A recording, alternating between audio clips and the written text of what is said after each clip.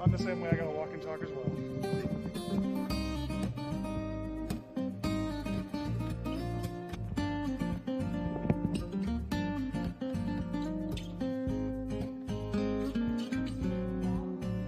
Check.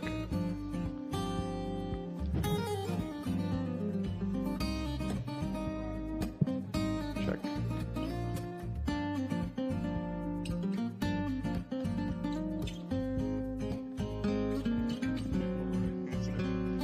Check, check, microphone check, moving this way.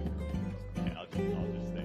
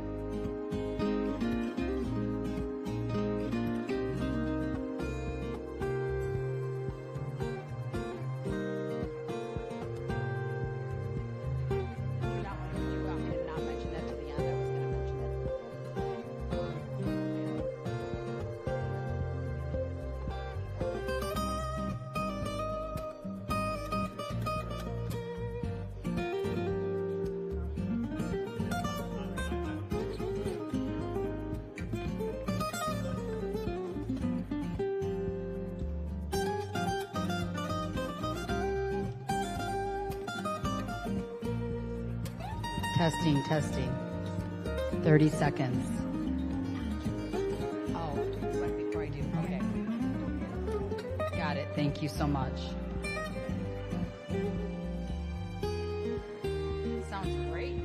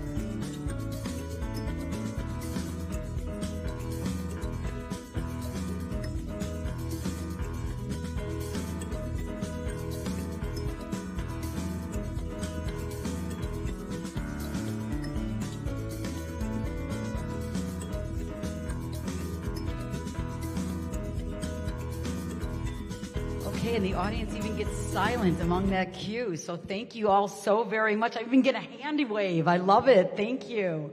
So my name is Nancy Perez, and I'm with the Search Firm, and it's been my absolute pleasure to be in your community for the last 6 months. And I thank you for really welcoming me and my team here in Clark County. Tonight's a great opportunity for us to continue to interact with the community and for you to meet the candidates. And so here's the kind of forum for tonight. First of all, I want to draw your attention to the fact that you guys have all received 2 things as you walked in the door. The first thing is this white card. We're going to take questions in the order they come in tonight. So as you're thinking about questions, just write it out and hand it to those that are at the door. You know, we have a smaller crowd here, so you can also just put your hand up with your card and I can take it as well. Then you also got this beautiful card here that has 3 QR codes on it. As you interact with the candidates tonight, we invite you to give some feedback via these 3 different forms. All right? So without further ado, I'd like to introduce our first candidate tonight for the next Clark County School District Superintendent, Mr. Ben Shuldiner. He's going to just give a brief introduction, and we'll start questions. Good evening, everyone. They wanted me to be up on the dais, but I would much rather be a lot closer to you and to be able to have a little bit of a relationship. It's an honor and a privilege to be here. I'm here because I want to hear the questions and I want to try to answer them. But I should give a little bit of a background just to say why I'm here. I've been the superintendent of Lansing, Michigan for the last 4 years. It's been an incredible journey. I was a principal for 10 years before that. I was a professor. I was a teacher of English and math and history and physics. And I've just spent my entire world doing education. But over these last 4 years being a superintendent, we've really made huge strides. We've raised the graduation rate by 26%. We've raised the attendance rate by 14%. We've raised test scores in every subject and every grade.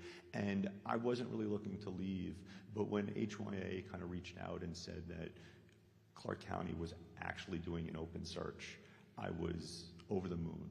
Jobs like this come around once a decade. And so I really want you to know that I want to be here from the bottom of my heart. My family wants to be here. The idea that this is actually a place that I want to live for the rest of my life and to give back to this community is really quite acute. And so I appreciate I'm an outsider. I appreciate you don't know me. I appreciate that all you know is what you might have heard. And that's why I'm here today, is I want to answer as many questions as you possibly can. But just please know that I've spent my entire life working on education, trying to support children, trying to support families, trying to support communities, and it would be just an incredible honor if I was chosen by the board to be your next superintendent of the Clark County School District. So with that, I'm also happy to answer anything about my background, but I really want to hear your questions. So, Nancy? Well, let's do it then. Great. Question number 1 that came in tonight. Clark County School District currently spends more than $120 million per year on utilities, the majority of which is used for electricity. What is your plan to more rapidly install solar on our school buildings, saving the district's tens of millions per year?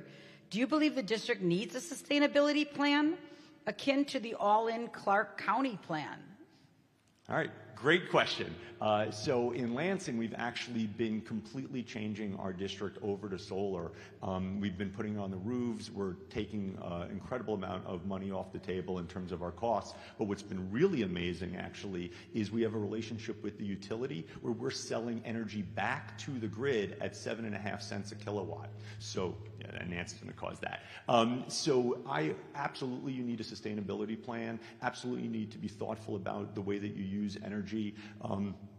Solar is one of many ways that you can really, geothermal is possible. There's all sorts of things that you can do. But in terms of solar, there's also huge tax incentives. Now, we need to know if those are still happening or not. There's something called IRA, which gave 30% back. And then there's also an extra 10% that you can get back, depending on if a community is impoverished or not. So I think whoever asked that question, it's awesome.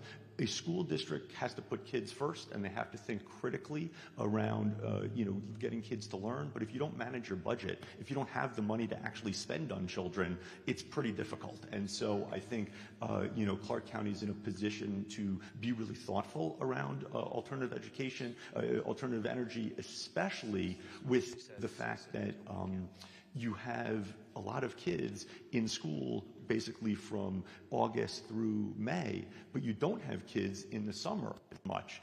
Well, that's when actually you can create the most energy. So you can actually create an abundance of energy, sell it back to the grid, and make quite a lot of money. I'm happy to talk energy policy for as long as you want, but I assume we have more questions to get to. So we're going to make a major shift to the classroom and ending the escalating violence. How would you handle accusations, complaints of favoritism against teachers by the principals of the school, and how would you handle the escalating violence that exists in schools across the country? Yeah, I mean, I really appreciate this question. Since COVID, what we've seen, and this is nationally, you have behaviors that have been pretty aberrant.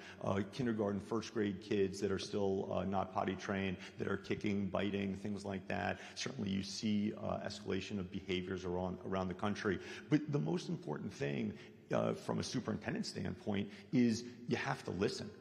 If there are issues in schools, you can't avoid them. When you have big districts, sometimes something bad might be happening in the school, and you kind of don't pay it attention. There was a survey that I saw that was done about students feeling safe, and there were 5 high schools in Clark County where almost half the students didn't feel safe. Well, what are we doing about that?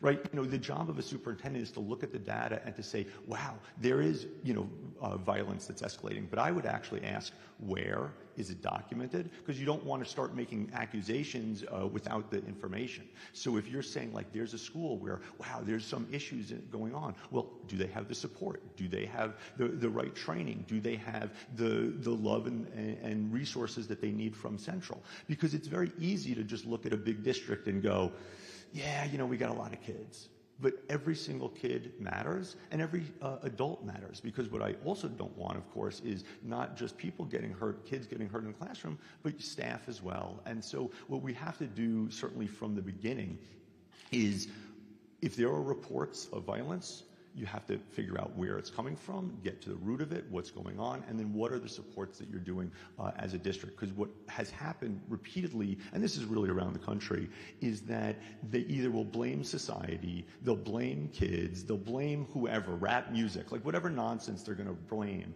and then they don't actually say, it's our responsibility as educators, as a superintendent, to take care of it. There's so much that you can do if you know your schools, if you know your community, if you know your kids, but you really have to also make sure that you're not just talking in kind of broad swaths. If there's violence, where is it? What's going on? If there's escalation here, where is it? What's going on? And so I would hope that certainly the district is very transparent, very open, and says, yeah, these are our issues. These are the 5 schools where the kids feel unsafe, and this is the plan we have to help address that. You can't run from it. You got to be honest. You got to be open, because let's be honest, people know already. What are you hiding, right? They know where kids are safe and where they're not. And the best job of a superintendent and the best job of a district is to be super open and transparent. Say, this is true, and this is how we're going to fix it. Now, if you want to ask how we're going to fix it, one of the first things I'd say is you got to solve the problem with 1,000 teacher vacancies. I mean, if you don't have teachers in the classroom, you shouldn't be shocked that there might be behavioral issues, right? If you don't have enough social workers and guidance counselors and, support staff and all of those things, you've got to really make sure that the district's doing it. And then make sure that there are wraparound services and help and et cetera, et cetera. So, great question. I'll try to moderate how long I go because I want everybody's voice to be heard, but... Great. Thank you so much. So I've heard a lot about how large this district is since I've been here for the last 6 months. And so this question really is about that. What changes, if any, would you advocate for related to reorganization of the school district? And maybe it's not just the size, maybe it's also internal, but... Sure. So it's a great question. And you get that question from large districts when things aren't working, right? Because you look and you say, oh, well, it's not working, it must be the size. I sat on the New York City School Board. New York has 1 million children and 1,700 schools. The issue isn't necessarily the size, is it working right? And so I think the way I would answer that question is, right now, Clark County has some concerns and has some issues. So let us focus on what those issues are. Let's make sure that we're investing in the places that need the support. Let's make sure that they are dealing with the vacancy issues. Let's make sure that we're dealing with, an air conditioning issue. Make sure we're dealing with curriculum issues. We're dealing with paperwork issues. I mean, I can go on and on. But I don't want anybody to think that somehow magically by breaking it up, that's going to be your answer. You just might have lots of not performing, school districts. But I will say that in terms of a structure of a district, I mean, I saw the organization chart for this district. It doesn't really make much sense to me. And I'm not an idiot. I mean, I don't know if I'm a smart guy, but I kind of have been doing this for a while. And my concern is that the district is so large and has a history of just adding and adding and adding and having this department and this department and this department. They're all well-meaning, all wonderful people. But if there isn't a structure, if there isn't an understanding of like, here's our goal, increase graduation, reduce teacher vacancies, reduce the number of one-star schools, if you're not thinking that those are your kind of North Stars, you're going to end up just adding one more department to solve some problem because it just happened tomorrow. And so I think the issue is to recognize, I am sure that every single person in Clark County School District wants to help children. It's not like you go into this job because you're going to be a millionaire and because it's so easy, right? Like, you have to give them this benefit of the doubt that they want to be there. But so often they're put in a structure that isn't actually empowering to them. So what I would certainly think that we would need to do as a district is really reevaluate the structure of the different departments. You know, when I looked at the budget, there's a ton of money being spent on basically outside coaches and support staff. Well, why isn't that money in the schools? Why isn't that money, you know, in the classroom? So those are kinds of the things that you would want to talk about. But again, you know, don't think that size is the rationale for not being good. You can be a really, really strong 300,000 kid district. And in fact, there's some incredible economies of scale by having a large district. And so those, I mean, you probably will also win a lot more football championships. But the idea is really that you have the ability to buy en masse, you have the ability to do curriculum en masse, you have the ability to do trainings en masse, and you also, and this is really important for the modern era, you can have many different kinds of schools that can fit the different needs of different children. And so when you start to actually pull away from that, you can serve the children not as well. So I would just say that the way I would think about it, and certainly the brief time that I've been really studying here for Clark, is you have systems and structures that are not built to move children forward. And you have a history. It's a relatively new district, right? This district went from not so big to really big very, very quickly over a kind of a brief period of time. Because of that, it was about building and building and adding and adding and adding. Now that the population and the school district is kind of settled, this is the perfect opportunity to say, what's our goal? Higher graduation rate. What's our goal? More 5-star schools and 4-star schools and less 1-star schools and 2-star schools. Now, is our structure of a district built that way? I would say probably not. And so that's where we would go as a district. So I appreciate the question. Well, this is a really good segue because you can't use anything that you've already said tonight. But the question is, what new information have you learned about Clark County and the community since beginning this process? And I'm going to give you two things to say. Two. Nevada. You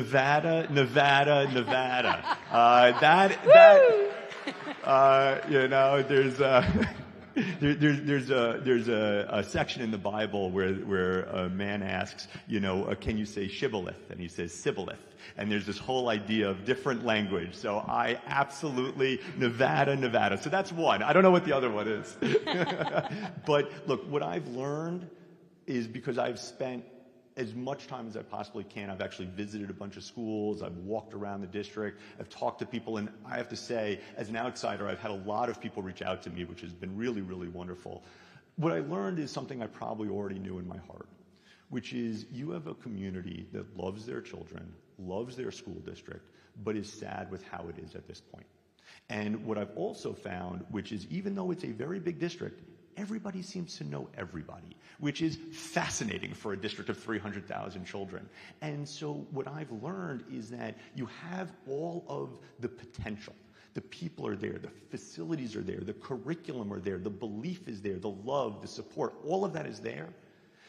But the leadership in terms of a vision, in terms of goals, in terms of a way to do things, it's just been a little lacking. The other thing I've learned, and I'm sure I'm going to talk about this more with the staff when I get a chance, is that this district, again, talking about adding, has created extra onerous paperwork, extra onerous rules, extra onerous things for people to do. And I'll tell you, that's what large districts do. You know why they do that? Because it's a way to protect yourself.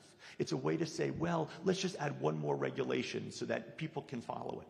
If anything, what I would want to make sure that we do here in the district is let our teachers teach, let our principals learn and lead, because what I'm seeing is a district that really, the old line, man is born free but everywhere in chains. It feels like, teachers are born free but everywhere in paperwork. And so, like, if we can create a system that, again, has our goals, test scores, graduation, attendance, you name it, and then say every decision we make is to support that, every decision we're going to do is to make that happen, then we're going to start reassessing our departments, reassessing our paperwork, reassessing our rules. So I've learned a lot, but really the most important thing is there's so much potential.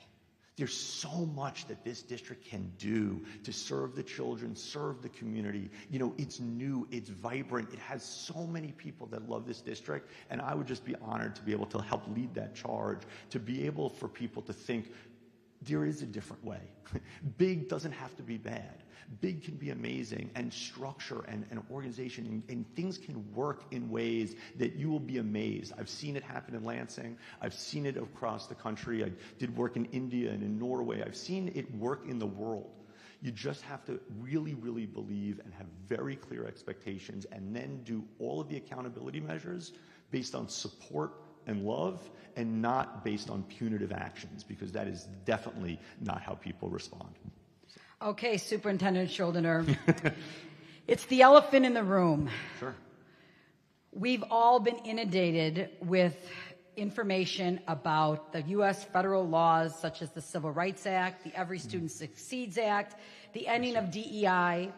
So the question is, if Congress does not retract these laws, what will your position be on implementing any executive order that is not grounded in the laws passed by Congress? Sure. So the first thing I would want to say is, please know I will never do something illegal. You deserve that. And I think that so much of these questions are about, what if this is legal? What if that is legal? What are you going to do? You have to know that for me, you have to trust that I'm going to never, ever do anything illegal. In addition, the board, I'm the sole employee, the superintendent's the sole employee of the district. And so my job is to make sure that I am following the rules and regulations of certainly the federal government, the state government, et cetera. But the other important piece of a board is they really have three major jobs. One is to hire and fire, hopefully not fire, superintendent. The other one is to really kind of support budgets and vote on things. And the third is to create policy. The last thing you want a superintendent to do is to overstep their boundaries. Is that a policy-making board, which is what a board of education trustees are, that is their responsibility. I'm always going to support folks. I'm always going to care about them. But if you're asking, what will the superintendent do for policy? The answer is that I cannot do that. And in fact, you don't want me to do that. There are policies, 5130 and 64, those are policies that are set by the board.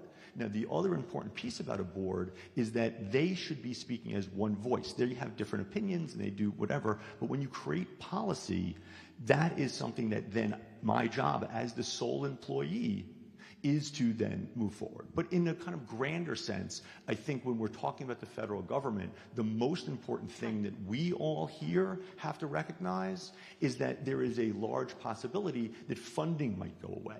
There's a lot of federal money in schools. And so what I think we have to make sure of is, regardless of your politics, regardless of if you think it's a good thing or bad thing, losing possibly millions and millions of dollars for the district is something that we have to be ready for. In Lansing, we have three budgets, right now. The budget if everything stays the same, the budget if half of it goes away, and the budget if all of it goes away. You've got to be proactive because you don't know what the federal government's going to do, right? They're not asking me, and so our job is to make sure that we know, where to do it. And then in kind of the broader sense, and this might sound a little pie in the sky, but I really want you to know that this is from my heart. We always have to put children first. That's it. And so the decisions that we make around our children is what's going to guide us. And so regardless of, what policies might or might not come, regardless of how the state interacts, or the federal government or local or whatever, my hope is that whatever we do, we're actually saying each and every one of the 300,000 children deserve our love, our respect, our guidance, our support, and our accountability. They got to do their homework. But if we really believe that, the decisions on what might or might not happen cease to be an issue. What matters is how do we take our resources and put them to focus on our children. So I really appreciate the question. I think no matter who becomes a superintendent and no matter what happens kind of in Clark County, we all have to be very, very attuned to what is happening in Washington, because there is so much money and regulation that does come from there. And so you just have to really be prepared and make sure that you have a very good relationship with your faculty and your staff and your community so that we can deal with whatever may come at any time. So staying with that acronym, the Every Student Succeeds Act, ESSA, can you comment about the ESSA Act and what your position is if that sunsets? So ESSER, there's a couple of things. The big issue about the ESSER is the ESSER dollars, right? Is that there was a tremendous, I think Clark County got $770 million. I would ask, where did it go? I hope it was well spent. I would want to make sure that it was spent on things and it was spent to move the district forward. The big issue, because what Nancy's saying is what to happen next, is that there is this fiscal cliff. You're going to hear this over and over again. I just read an article this morning about the buzzsaw that is coming for the districts. And so the issue that we have to really make sure of is, was the $770 million put into people who now you can't afford? Or was it put in things that you can use? And so ESSER, the ESSER dollars and the ESSER programming, some of it hopefully went to making sure that you have air conditioning and you have, better things for your schools. But you have to be really, really careful. And a lot of districts have made this mistake, and we have not. In fact, there's a district in Michigan that has to lay off about 30 of their teachers. And it's because they took the ESSER dollars, they put it into salaries, the ESSER money went away, they don't have the money, they got to get rid of them. And what did we do? We actually drove a bus to talk to them to say, who wants a job? Because we have the money, because we are kind of well thought in terms of our budget. But, ESSER was a once in a generation, really once in history, extra money for schools. But some districts got greedy. Some districts spent it poorly. And so what we have to make sure of is that no matter what happens here in Clark County, is that every dollar that was spent from ESSER, make sure that it was used well, make sure it was accounted for, but then also make sure that it wasn't then put on a ledger that is now a repeat cost. Because if it's a repeat cost, now you're on the hook for it when that money dries up. So, I can talk ESSER policy for like hundreds of years, but it's really important because no matter who becomes a superintendent, hopefully they're going to be super transparent and they're going to go literally line by line and say, hey, this is how the budget works. This is what we're doing. In Lansing, what we do, which I love, is called an ISS, a study session. And so we take a topic like budget, and we spend 2 hours at a board meeting. I know that's a long time. I say board member, sorry. But it's 2 hours where we literally go line by line, and we explain it to the board. But of course, what are we really doing? We're explaining it to the community. Because you should know where every tax dollar goes. You should know every kind of position that we're hiring, and also why. And again, ESSER is a big, big beast, $770 million for Clark. We had about 110. You've got to make sure that it was accounted for and that you're not on the hook, because what you never want to see is the headline that says Clark County fell off the fiscal cliff because of ESSER. And that I can certainly promise you wouldn't happen if I was superintendent. All right, so we have a couple more questions about the size of this district. Sure. But since you've already answered a lot of questions about direction, this just goes specifically to the current district where you lead 11,000 students, sure, and you had an increase of 26% in graduation rate. What's your plan to deal with 300,000? Sure. It's a great question. Just as a reminder, so Lansing is the capital city of Michigan, very diverse, urban center, has lots of concerns and issues that you might think of. And there was a sense, just like I get a sense in Clark County, that like you couldn't do it, right? When I got there and we set the goal at 85%, after it being at 62%, everybody went, there's no way. I said, no, we can do it. And what we did was we actually co-created that goal. I didn't come up with it. The faculty and the staff came together, the leaders of the district came together, and I said, what are our goals? And they said, well, what do you mean, what are our goals? I said, well, what's the goal of the district? I said, well, we don't have one. I said, let's create one. Let's do one together. And I said, what's one of the most important things? And they said, graduation. I said, okay, great. What number should we pick? And somebody said 75. And I said, that's too low. And somebody said 95. I said, well, that's pretty high. And then somebody said 85. And you could tell in the room, they're like, yeah, that's the number. And I said, okay, when? And I said, what do you mean when? I said, well, you have to have an end. When are we going to do it by? And they said, how about by 2025, 26, the school year? 85 by 25. And no joke, the people in the room started to applaud because they believed that was the goal. We can do that in Clark County, even though the district is bigger. How do you do it? Is that you have your goal, you believe in it, and then you take your resources and you move it towards that. So what would you do? You would need to have, again, district graduation specialists. Is there a person in the district whose job is to make sure that the graduation rate goes up? Are the high schools, do they have school-based graduation specialists? Then do we have the data that's right? So not to get into the weeds with education, when a kid enters 9th grade, they become part of the cohort. But if that kid drops out in 11th grade, a lot of times the schools go, well, they're not here, so we're not worried about them. Or we don't know where they are. I would say they always are worried about them. But that child is still part of the graduation number. But they might not necessarily see that. So if you have good data systems, it doesn't matter if it's 10,000 kids or 300,000 kids. What we do is once a month, all of the schools, all the high schools come together into a room, and here we would just do it multiple times, or we'd have multiple people run it, and you go through a script. You say, give us your data. So every school will submit, these are the kids that are on track to graduate, these are the kids that are not on track to graduate, and then we have a system where you click on the kid and you say, okay, where are the notes? Kid's not on track. Where are the phone calls? What are you doing? How are you doing the outreach? And you can do that. It doesn't matter the size of a district. It's about systems and structures. And again, taking your resources, the money, the people, and putting them in the right position. That's why the question about structure is so important. Who are we paying for these hundreds of jobs?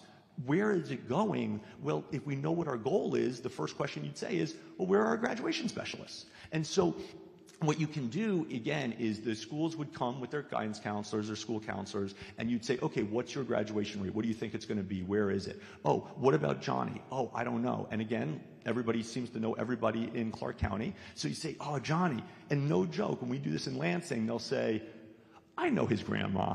Hold on, let me call her. Oh, we tried to reach out to the family. Yeah, but did you try Uncle Joey? Oh, you forgot about Uncle Joey. And if you do this regionally, you can do that. So I guarantee you that it's not about the size, it's about the structure. It's about the systems. So you have district graduation specialists, school graduation specialists, you have the systems, you have the meetings where everybody is coming together, they're sharing. One of the things that I hear about this district is there's a lot of silos. There's a lot of places that, break all those down. Bring everybody together. You have regions, let's bring the regions together. And the great thing about Zoom is you can still put a lot of people on a call and say, hey, what's your graduation rate? Okay, great. You're off by 5%. Who is that? Well, maybe that's 20 kids. Great. Let's look. Let's go person by person by person. It is possible, I swear to you. And I appreciate you're saying, Ben, nice story, 11,000 kids, good for you. But I'm telling you, this is how we do it. And honestly, this is what we did in New York, right? New York, which is 3 times the size. Again, it was bringing in structures, bringing in systems, and able to really move the needle forward. So, I appreciate that there's going to be a lot of faith if the wonderful board decides to go with me, but I can guarantee you that every place I've been and everything I've done, the outcomes are what I want you to look at. Graduation goes up, attendance goes up, teachers are happier, we fill the vacancies, we do all of that. And certainly what I would say is this district, this amazing, large, vibrant, amazing community, you deserve somebody that has been a school district superintendent who has moved the needle. That is something that's really important for what this district deserves. And so I would be honored if it would be me, but I also understand it's not my choice. So, Nancy. All right, so I know you already answered a question about safety. There are a couple more here about your vision for safety regarding the police emergency management with such a large landscape. And also there's been, some tragedies, of course, in all school districts, one at Rancho. And so again, what are these safety changes that you would like to see happen, or your vision? Sure. So, Lansing, we have our own public safety officers. They wear uniforms, but they're not. They don't carry guns. They are sworn officers, though. We have our own kind of force. They are incredible. When I got to Lansing, there was sadly a lot of tragedy. I mean, I've personally taken a loaded gun off of a kid. I did it in New York. I did it in Lansing. Like, it happens. I get it.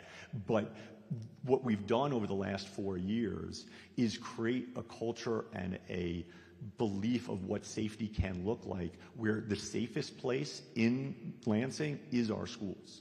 And that's because our public safety officers are part of the community. It's because the schools are all working together. We have ID systems. We have one point of entry. The community decided to bring metal detectors to our high schools. That was huge because because the community said, we now feel safer. The children feel safer. The teachers feel safer. And so again, people know that in our schools, they are protected in so many ways. We have better cameras. We have better patrols. But, unlike some districts where they're seen in this punitive measure where they say, oh, you're just creating it like a prison. You know what rich people have? Rich people have security. Right? Like, they really do. And if you start to think about what you want for your child and what the community, because the community's voice is what matters, if what they want is to make sure that every kid feels safe. When you come into our school, you put in your ID if you're a visitor, and we do a background check on you. Make sure that you're not on, a list. Make sure that you're safe to go with kids. But that came from the community because they believed that we would listen to them. And they also believed that we would do this with kind of love and support. Look, in New York, there was definitely some issues about, how kids were treated by the police. I totally get that. And there were some concerns about that in Lansing. But what we did, of course, is that we had our officers who are from the community, went to our schools. They spent time with the community. They spent time with the families. And they said, what do you want for your kids? And what's the most powerful thing? When half of our officers send their own kids, because the other half don't have children. If they're sending their own kids and they want those kids to be safe. So, what's my vision? My first vision is, let's look at where the kids feel unsafe. What are we doing for them? And then, where do the staff feel unsafe? Where do the parents feel unsafe? And then look and see, well, what's going on? What is it about it? Is it a made-up fear? Is it a real fear? Is it perception of reality? Is it real reality? I mean, a lot of because I've seen these buildings, they do feel a little fortressy, and there's these big walls. But the question just is are kids getting things in? Are they not? Do you have a belief system and a relationship with the children where they're the ones who are going to tell you? I mean, if you know your kids, nothing can happen in a school without you knowing. They will just, Mr. Shuldiner, Johnny brought a knife. You didn't hear from me. That happens all the time, right? That happens all the time because you know your children, you know your communities. And so, look, I hear that safety is an issue. Safety is an issue across the country. But the way that you handle safety is, again, you have rules, routines, systems, but you also have relationships. Because nobody, if they really care about somebody and they really know somebody, it's not going to happen. And, when that kid comes in that first door and you can see that they're agitated, if they know you, if they trust you, you're able to do it. If the families are calling you, I mean, we have threats all the time. We call the parent. The parent says, oh, or they call us, hey, Mr. Shuldiner, oh, Mr. Bogan, or whoever. We think, great, here's the resources, here's what we're going to do. Can we drive them somewhere? Can we go to your home? Can we bring the social worker to you? All of those things. And yeah, this is a big district, but there are a handful of children that really, really, really need the help. And you all know who they are.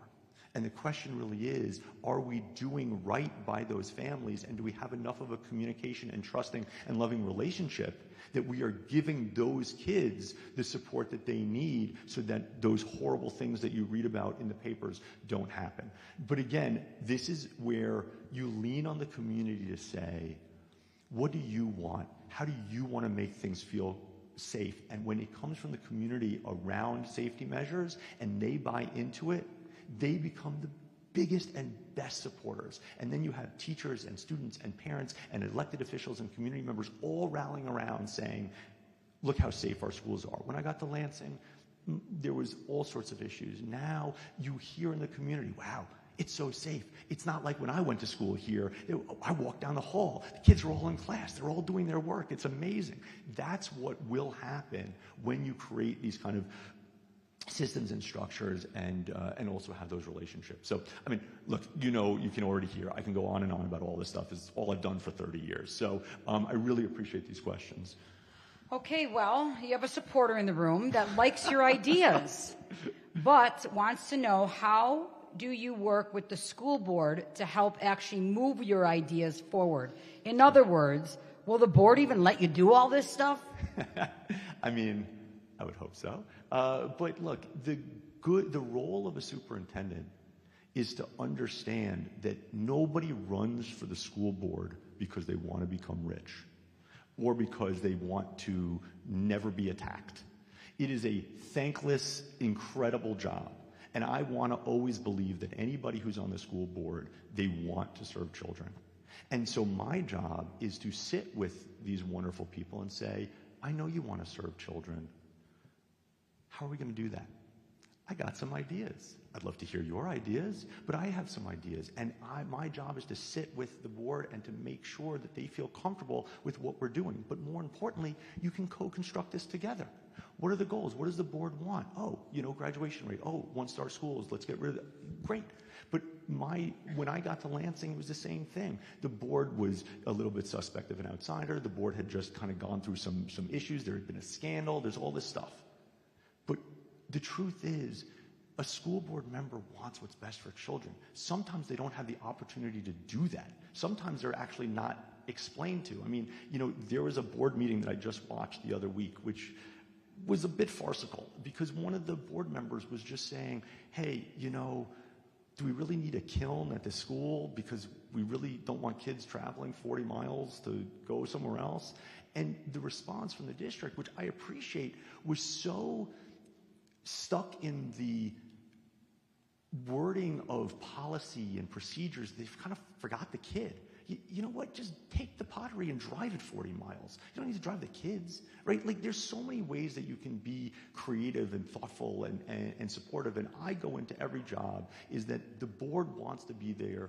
You explain it to them, you do it. Now, look, the hope is you don't get fired, but that's why you get a 3-year contract, right? Is like, it's okay. You know, I'm always going to do what's right by kids. And you know, if the board decides to pick me, I'd be honored. But I mean, I think you have already seen, you know what you get with me, right? Like, it's not like I'm hiding. I'm not a shrinking violet. Like, we're going to have ideas. We're going to do things. We're going to move things forward. And I have had a lot of experience working with boards, both being on the New York City School Board, being the president of ASCD, which was the largest education professional organization in the country, and then, of course, being a superintendent with a 9-member board, which for Michigan is super large, that had been really stratified, but we're now super together. Why?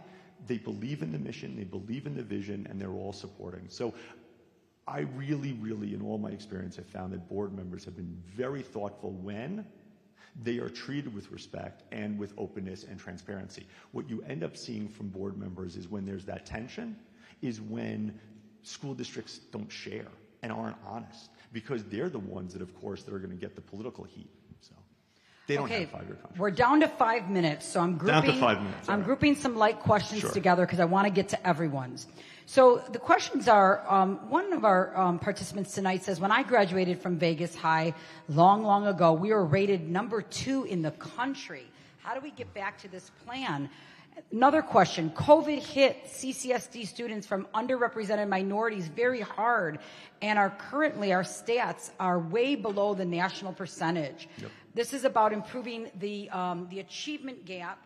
And then finally, on the same topic, what about supporting grade retention or mandatory summer school for students who are not meeting proficiency? Sure.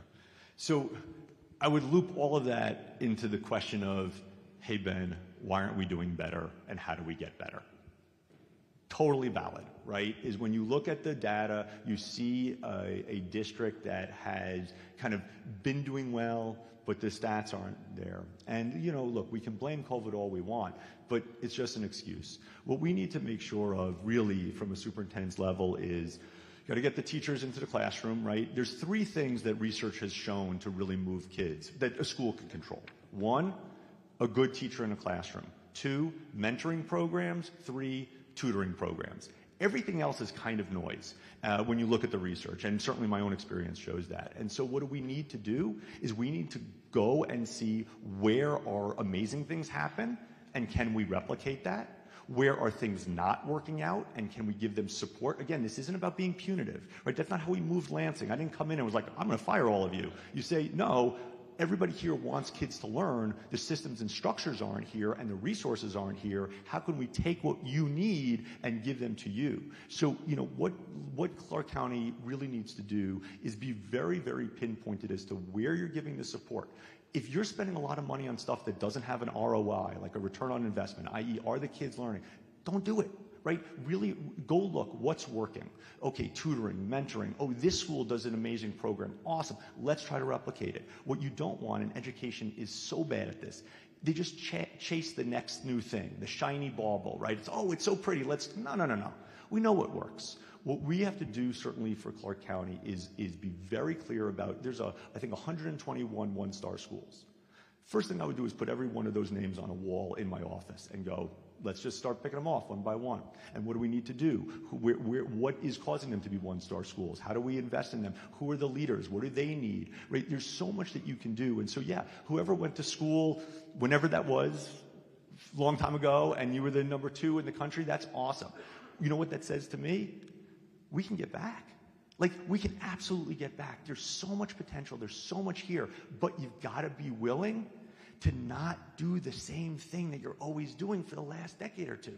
Because organizations, especially big organizations, they like to just replicate themselves. Like, that's just the way it works. And so if you really want to recognize that change has to occur, then you got to be willing to have that change. But you also have to focus that change, focus that effort, focus that support on the places that need it, and certainly not throw out the baby with the bathwater. Because sometimes people come in just with a sledgehammer and say, no.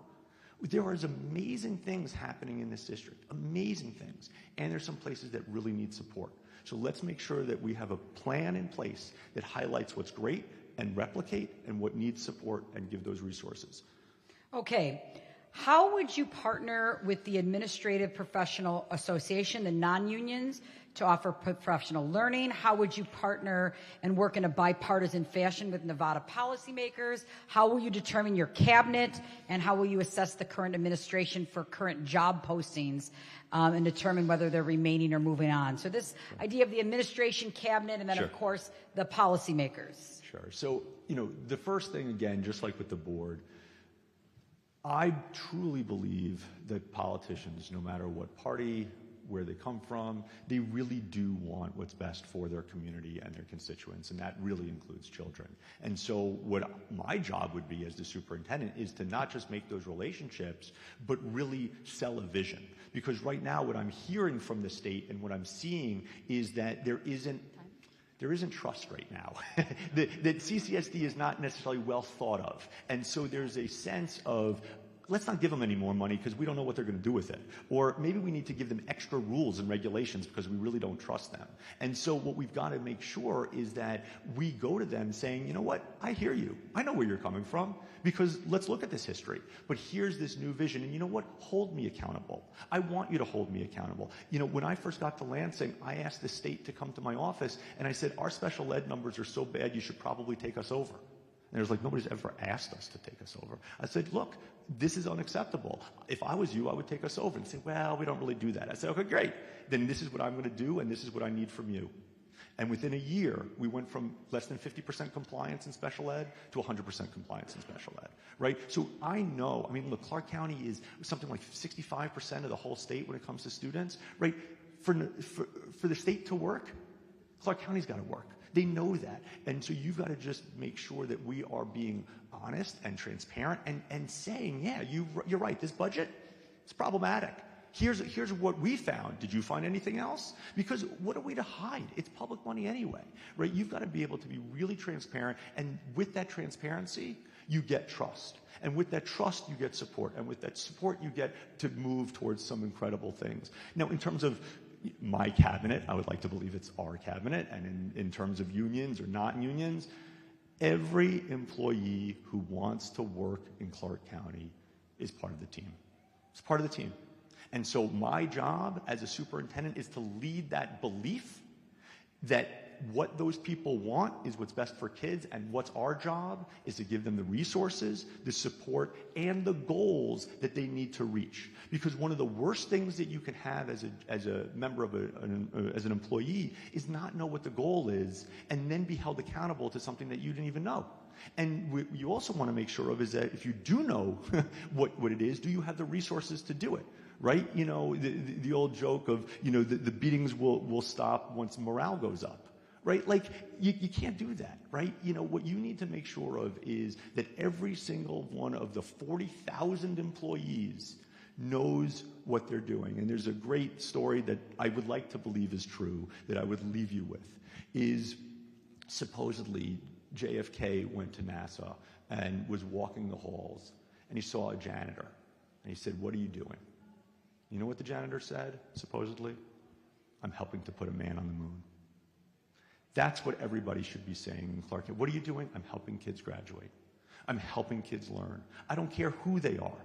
But if you don't create that vision and that mindset, it's all for naught. And those 40,000 people are going to be pulling in all sorts of different directions. And so what I would leave you with that is imagine how powerful this district could be if you had clear and cogent goals, you had support, you had a functioning organizational structure that was built to actually help them, and you knew what the outcomes were and the time it was to be there. Think about what could be in Clark County. And I don't even want you to think about what used to be. I want you to start to think about what could be. What the future of this place is. This is a vibrant, beautiful community that needs some fresh thinking, some new ways of doing things, but some real accountability and some real transparency. And I would like to believe that I'm the person to bring that to Clark County. Thank you. All right, let's thank Mr. Shuldiner for being here tonight. Thank you. So now you have to rush off to your next session, which starts in 10 minutes. And for all of us that are here, I think we should stand up for a minute, right? A couple stretches, get the blood moving again, right? Thank you all for being here so much tonight. It is a long evening, but it's an awesome opportunity to be together.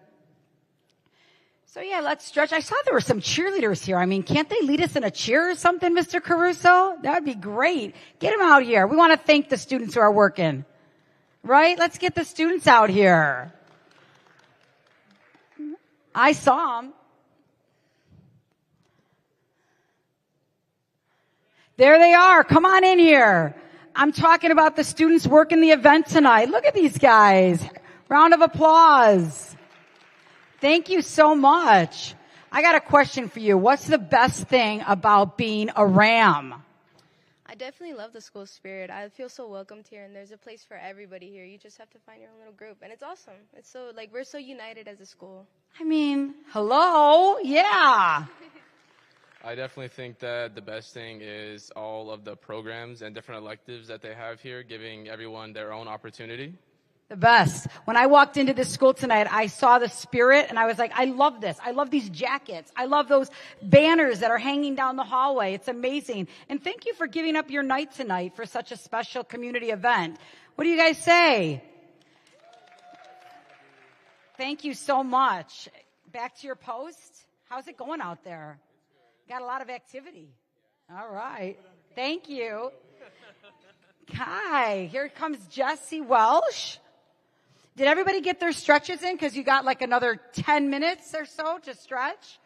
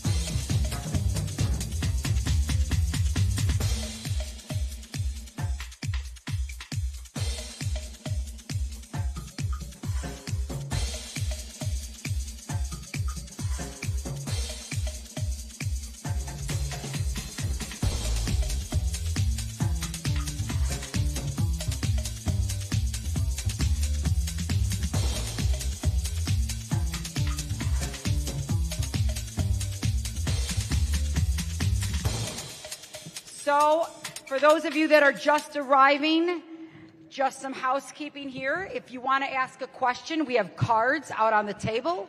You fill one out. I'm trying to get to every single person's question by batching some kind of like themes together. So thank you for your patience. And then, of course, don't forget there's this great little flyer here so that you can scan these QR codes and give us feedback on the 3 finalists. So make sure that you do that as well. So tonight you've going to have the opportunity to meet all 3 candidates. Our second candidate is here with us now, and the same format's going to happen. We're going to give you a couple minutes to just kind of introduce yourself to the group, and then I'm going to play Oprah, and he's going to play my respondent here, and we're going to try to get to as many questions as we possibly can tonight. So thank you all again so much. As I said earlier, it's really just such a privilege to be here. So here we go. Yeah, all right. Jesse Welsh. Thank you. Well, good night, good evening, everybody.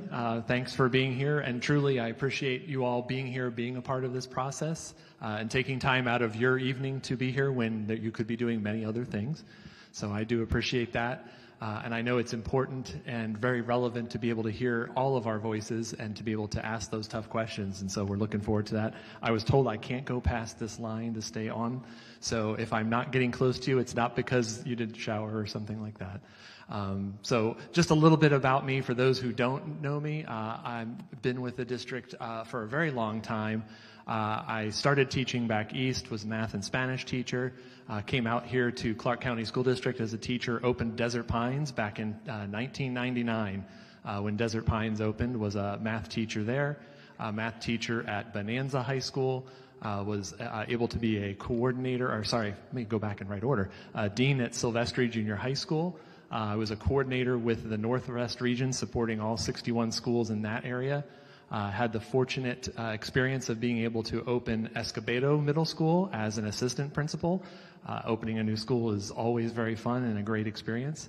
And then spent a little bit of time at Cram as an assistant principal before moving up to principal at Thurman White Middle School. And then moved up to academic manager with the district, working over online and blended learning and magnet schools, and then after that was an assistant superintendent with curriculum and professional development, as well as an assistant superintendent over RC division, assessment, accountability, research, and school improvement. And then after that, I left the district, went to Arizona, was the superintendent in Paradise Valley Unified School District, before coming back here where I currently serve as the CEO of Nevada State High School, which is a charter network with 8 locations here in the south, 1 up north. So certainly have a breadth of experience here with Clark County. I think that is one particular strength that I feel that I do bring to the table, and staying and remaining connected to our folks in Clark County and really having a ground level understanding of what's going on in our schools and where we need to go. I was really excited to be able to share my 100-day plan as part of the board docs for the meeting coming up on Thursday, as well as on my website, jessewelsh.net. And with that, I think that's a good quick intro. That's perfect. So we're going to dive in with questions about recruiting teachers. I have 2 questions that are about this. The first one is about how are you going to increase hiring minority teachers, specifically men, with less than 10% of all teachers that are male, and black men are at 89%, or 8%, excuse me. Also, the Nevada statutes provide for new teacher recruitment. History has included bonuses and higher salaries for new teachers and new teacher support. But the past 3 salary negotiations, new teacher salaries have continued to rise while veteran teachers continue to compact. New teachers under the new scale are currently being paid the same as teachers with master's degrees and 15 years of experience, and thus veteran teachers are leaving. What will you do to retain veteran teachers and pay them at an appropriate pay scale? What will you do to recruit teachers, specifically with the 1,000 vacancies, and particularly in that recruitment, hiring minorities? Perfect. So let me work my way backwards on those particular items there. So, in terms of recruitment, just in general, we know with our SB 231 funds, we were able to target some specific areas, specifically our schools that have more at-risk populations, as well as our schools that have higher vacancies with special education. We know that those incentives, that $5,000 extra for those teachers, has been successful because we did see a decrease in the vacancy rates for those positions. So I think that is a good example of the type of thinking that we need to have in order to address some of those needs, to basically incentivize some of those places where we have the most vacancies and be able to work to address that. Just in general, in terms of vacancies, I think there's a lot that we need to do. When it comes to our processes, I hear too many times when I've talked to people that they apply to the district and it takes a very long time to get through, if they even get through at all. We need to look at our systems and processes for hiring, certainly not limiting the fact that we have to make sure that we're putting quality people into positions, but we've got to be smarter, better, and faster at how we do it. When I think of somebody who is looking to leave wherever they may be, whether it's coming straight out of college and going into a teaching position, or if they are coming from another district and they're just looking for a change from where they are, we've got to be competitive in terms of our turnaround time on those teachers. Otherwise, we're going to lose them. And so I think we've got to look at how we're doing those processes and make sure that we're being as expeditious as possible and that there aren't roadblocks and barriers that are slowing us down. With respect to hiring, when we're talking about candidates that represent our students, first, I think it's really important to note that the research does show that it's very important for students to have a teacher in front of them who looks like them, who represents them.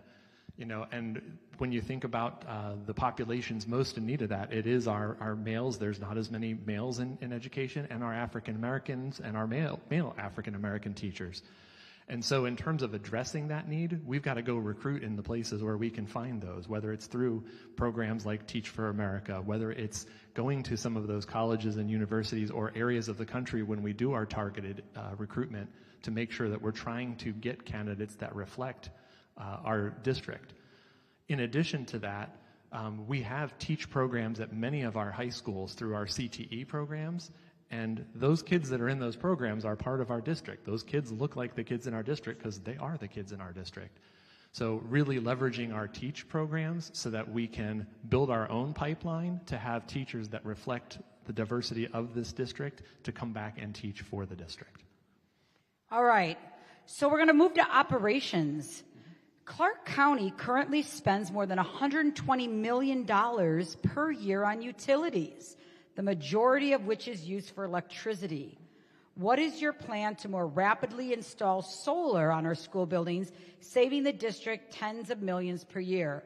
Do you believe the district needs a sustainability plan akin to the all-in Clark County plan?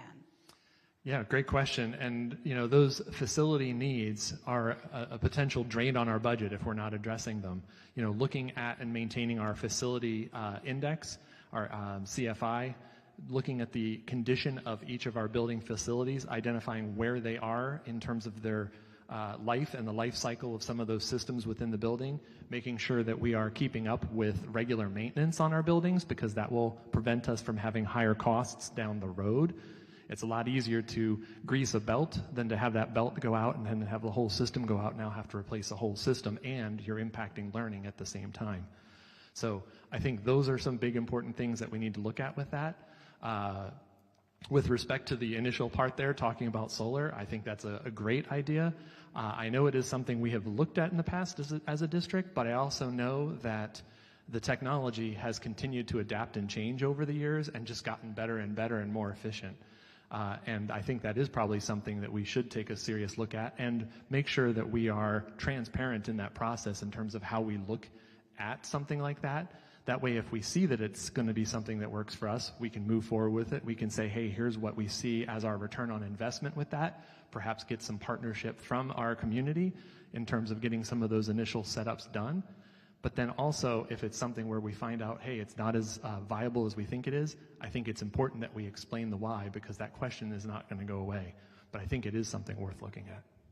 So this participant knows that you have experience As they say, with the good, the bad, and the ugly, particularly being a techie person, what do you see as the top 3 problems, and give a couple of possible solutions? In terms of technology, is that? Well, it does say as a techie person, so I'll let you choose one technology and maybe 2 other. Okay, well, we'll go kind of broad with that one. Yeah, in terms of technology, there's certainly a couple things that come to my mind. The refreshment cycle for Chromebooks, it's a little in the weeds, but it is an important one. That was a responsibility that was put on schools just this year, to maintain the Chromebooks and have those devices so that they're not aging out. I think that is something that we need to look at to make sure that we're mitigating that for schools, because that is a pretty large financial burden on schools to keep up with that technology. There's certainly some pieces with technology that I think we need to take a closer look at, particularly given some of the history we've had with cyber attacks, and making sure that we actually have closed up all of those loopholes that we have in our systems. And so I think it's going to be important to have somebody with an outside look looking at that to make sure that we've actually got it dialed in, because we can't afford to do that both financially and for the safety of our students and our staff and their data and personal information. In terms of some other pieces just in general that are less techy, some initial areas that I think are really important to address, I've outlined those in my 100-day plan. I know that's on board docs and on my website at jessewelsh.net. We talked about hiring. That's a huge need. I won't get more into that, but that is obviously an area of focus that we need to have, because unless every single kid has a qualified teacher sitting in front of them in the classroom, we are not going to move the needle. And so we've got to make sure that we are doing everything possible to get quality teachers in every classroom. Another key area of focus has to be our finances. We have had a lot of issues with finances in recent memory in particular, even with strategic budgets that just rolled out for the 2025-2026 school year, where we're seeing schools having to make astronomical cuts based on what's in their budgets. And so I think we need to look at what's going on there with that. Something I have said before is, I think of the school district, we are all in this together. Our sites, our central office, we should all be a part of whatever is going on. And everybody is working hard to support students. But so far, I see our schools bearing the brunt of those cuts, and I have not seen anything happening at the central office level. We need to take a look at that, and we need to find some resources that may be available that we could push to sites to help soften that blow. So I think that's an important piece. As well with our finances, we really need somebody solid sitting in that CFO seat. We've had a gaping hole there for a while. I know that existing staff is doing their best to hold things down, but we need that financial leader that's going to help ensure that we are doing strategic budgets correctly and doing them well, and that we are doing our district budgeting well also. So those would be just a couple I would highlight without getting too far down the rabbit hole. Thank you. So parents across this nation are concerned with safety in schools. We have 4 questions on school safety tonight. One of them is talking about the behavioral issues that are worsening at the elementary level. Another one is talking about escalating violence in the classroom. And still another one about safety changes that you could implement that would help prevent tragic loss. And finally, your vision for security regarding the police and emergency management systems in such a large landscape. Thank you. Well, let me work my way backwards on that one, and I will do my best to address as many portions of that as I possibly can. Certainly working with our school police and all of our security folks, making sure that we have solid plans in place in the event of crises or responses that we need to have. I think that's obviously always a very important thing, as well as making sure that we have folks deployed to the right places to make sure that we are supporting our schools and providing that support for safety and security as needed. It also comes down to making sure that all of our staff that are in buildings have the appropriate skills and training they need. I think of, especially at the secondary level, our campus monitors, our folks that are out there that are monitoring the campus, that are really I always felt like when I was a dean, those were my eyes and ears. Those are the people who knew what was going on. They would talk to the kids. They would tell me what's going on before I even knew about it, and we were able to get things addressed before it became a problem. So I think if we can get people like that and get people trained up like that, that would be very helpful. But that is, I think, a piece that does require training and building up the skill set of some of those folks. Certainly the behavior issues, especially coming out of, the pandemic, we've seen an increase, particularly at that elementary level. And so some of it, I think, also does come to providing our teachers and our building administrators with tools to be able to address that, and really making sure that our building administrators are supporting our teachers and trying to make sure that we're ensuring that all of our kids are getting that education, but that we're also making sure that we are supporting all the students in the classroom. Thank you so much. So we're now going to shift to just current topics that are in the news, and that is the recent executive orders from the president. We want to talk a little bit tonight about what's on your radar as far as DEI and CRT. And the second question is, what is your position on DEI and the U.S. federal law, such as the Civil Rights Act and the Every Student Succeeds Act? If Congress doesn't retract these laws, what will be your position on implementing any executive order that is not grounded in laws passed by Congress? And then, of course, your plan to address the concerns surrounding the elimination of the Department of Education, considering that so much of Nevada's funding depends on it, not to mention accountability. So if you could kind of take all those legislative issues and talk a little bit about that. You got it. It's definitely been on my mind. I don't know how it couldn't be on everybody's mind right now. So let me work backwards on that again. I think I remember hearing last week that we anticipated that there might be an executive order talking about the dissolution of the Department of Education. That obviously has not come at this point. It still could come. Obviously, knowing our Constitution and our Congress, the actual dissolving of the Department of Education would require approval of the Congress in order to be effectuated. But I do think we need to have a plan for how we might address that issue if we did have either an interruption or a loss of title funds, whether it's Title I and Title II, Title III, all of our title funds. So I think that is something that we need to at least be prepared for, so that if it does come to pass, we know what we're going to do when we're not caught flat-footed. I can speak even to, there was an executive order a few weeks ago, or when we thought that the funnel, if you will, was going to be, the faucet, if you will, was going to be shut off for some of our grant funding. And I know from the SPCSA, we moved very quickly to jump in and essentially identify what expenditures we were going to have or have encumbered for the next, I think it was 60 days, so that we could draw those funds before that tap was turned off. So being prepared for something like that, I think, would be a smart plan and something we need to have in place if we don't already. When it comes to the executive orders talking about DEI, I would point out that all kids need to feel safe at school. That's our number one priority. Kids are not going to learn if they don't feel safe at school. So we do have to make sure that all kids feel safe at school. That being said, we do have to follow any law that is instituted by our Congress, by our legislature, and do that with due diligence. So obviously, if something like that does come down, then we will address it as appropriate. Obviously, as of this time, I know some of that has been already held up in courts. And as a superintendent, one of the things that is very important is to maintain the stability of the district and not necessarily jump to things when things are still in flux. So I think that is important to recognize when we're talking about some of these pieces that are still being legislated and battled out in courts. But we've always got to maintain our key focus of making sure that all students feel safe at school, regardless of how we're doing it. Thank you so much. So a couple questions came in about your personal background with regard to working at Paradise Valley. What are some of the lessons from your Paradise Valley superintendency that you would find valuable at CCSD? Also, you now work at a charter which does compete with public schools. How would you shift, or would you, to promoting public schools over charters?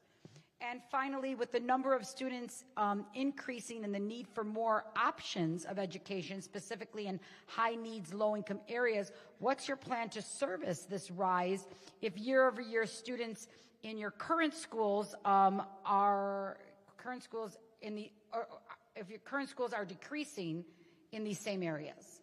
So a little bit about Paradise Valley, a little bit about charter schools, and a little bit about how you're addressing the high-needs, low-income students. Sure. Thank you. Yeah, so a little bit of history with charter schools. For those who may not know, when charter schools were first conceived, the concept was to provide alternative options for education that couldn't necessarily happen in a traditional school setting. It was really supposed to be provide some sort of unique programming that really couldn't happen in a traditional school.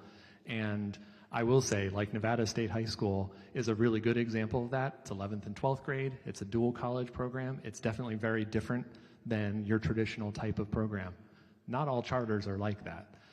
So I think we've got to differentiate where, there is something that maybe somebody is doing differently and that we really couldn't do as a district, or it would be very difficult for us to do as a district. Let it be. That being said, there are a number of schools that I feel are doing the same thing that we are doing in CCSD, but just putting a different wrapper on it, if you will. And I think that is an opportunity for us as a district to be able to showcase some of the things that we have going on in our schools, pump up some of those programs that we have, and really engage with our parents to let them know about what the options are that they have with CCSD. I think that our COSA program, the Choice of School Assignment, is probably not something that most people are aware about. I think we need to rebrand that and remarket that as an open enrollment program, because that's really what it is, and really encourage families to make choices based on what is best for them. One of the reasons that I think that a lot of schools, whether it be charter or our magnet schools or our CTAs, do so well is because of that involvement, that engagement that the students and the parents have. When I oversaw magnet schools for the district, I always said that it wasn't about taking the best students from these other schools, because we actually had no criteria, especially at the elementary middle level. It was the same kids at every school. The difference was that those kids really wanted to be there because of the program that was offered at that school, and those parents were bought into it. So you have a whole community of people that are bought into what is happening at that school. And that's really the secret sauce of why some of those schools can be so successful and what we can emulate in other schools to be able to do that. I'll give one more example on that. When I opened Escobedo Middle School, again, we're just a zone middle school. We took the kids that were in our zone and they came to us, and really, aside from maybe taking a zone variance or, as the school opened, deciding that they wanted to stay at their remaining school, they didn't really necessarily have a choice. But we didn't approach it that way. We approached it from a perspective that we wanted to be able to show what we offered to parents and to students, and to have them see what we were doing differently and why they really wanted their kid to come to our school. And I'll never forget, I had a conversation with a parent. They were thinking about going to a magnet school, and we said, hey, I'm sure it's a great opportunity. I said, but you're going to hate the drive. And they're like, what? Like, they were expecting me to say something totally different. And I'm like, you're going to hate the drive. Like, you're going to be driving down there every day? I'm like, let me tell you what we're about here. And you know what? That parent actually decided to stay at Escobedo with us and came back about 6 months later and like, wow, you know what? You are so right. That was the right choice. But we have to let parents and students make the choice that's right for them. And I think that's really the key piece. So pumping up some of our schools, especially where we know we have some vacancies and we have seats, to be able to build some of those programs to win some of those students back, specifically when we have programs that are comparable with those that other schools have. In terms of, hard to weave those topics together with PV, but PV, there was definitely a lot that I learned in my experience in PV. It was during COVID. So I can tell you we all learned a lot of something during COVID. But some of the big things that I learned from there, one, I'll never forget, was really systems thinking. If something happens once, it may be a one-off. But if something is happening twice, maybe 3 times, then clearly there's a pattern and something needs to be addressed. There's a root issue there. And so really digging deep on those kinds of situations where you're seeing something happen repeatedly, and identifying, like, if we don't solve this root problem, this is just going to keep coming up again and again and again.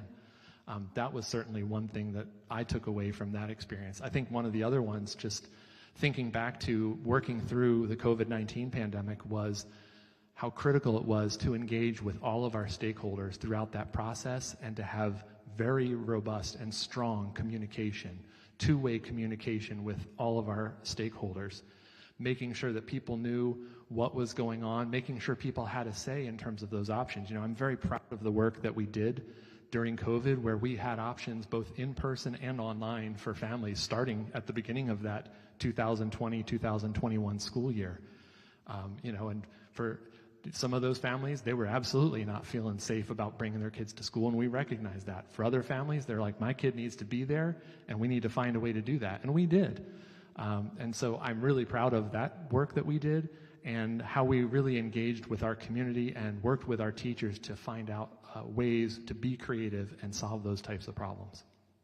Thank you so much. So we'll stay with COVID for a minute. A participant tonight talks about how COVID really hit students very, very hard, particularly those that were below the national average for achievement status. How would you approach the achievement gap, which is a perennial issue for superintendents? And two light questions there about closing the achievement gap, addressing achievement. Would you support grade retention or mandatory summer school? And what about independent tutoring? Will CCSD invest in programs? Yeah, so addressing some of the learning loss that we've had, whether it's from COVID or just kids working their way through following COVID, as well as looking at the achievement of all of our subgroups in the district is very important. We are not going to move the needle as a district if we're not moving the needle for everybody. And so first it starts with knowing and accepting and seeing what's going on with our data and seeing those issues and those gaps. And not just, unfortunately, as I've seen too often, sharing that data and saying, well, here we are, and then, we just kind of roll back and we do it again next year, and it's kind of like a repeat. But actually coming back with specific actions that we're going to take to address that. I think of it, I know education is not a business, but I think of it from a business perspective.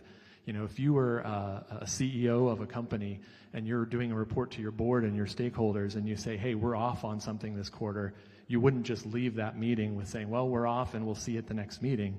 You would say, hey, here's what we're going to do to get it back on track. I think that's the piece that we've sometimes been missing in terms of addressing those issues. In terms of specific actions for that, there's a couple of things. One is really making sure that we're allocating our resources based on the pupil-centered funding plan to be able to provide those supports at the school level, and through those strategic budgets. We know things like tutoring work. We know things like after-school activities work to engage kids and keep them engaged in school so that they're then more successful in school.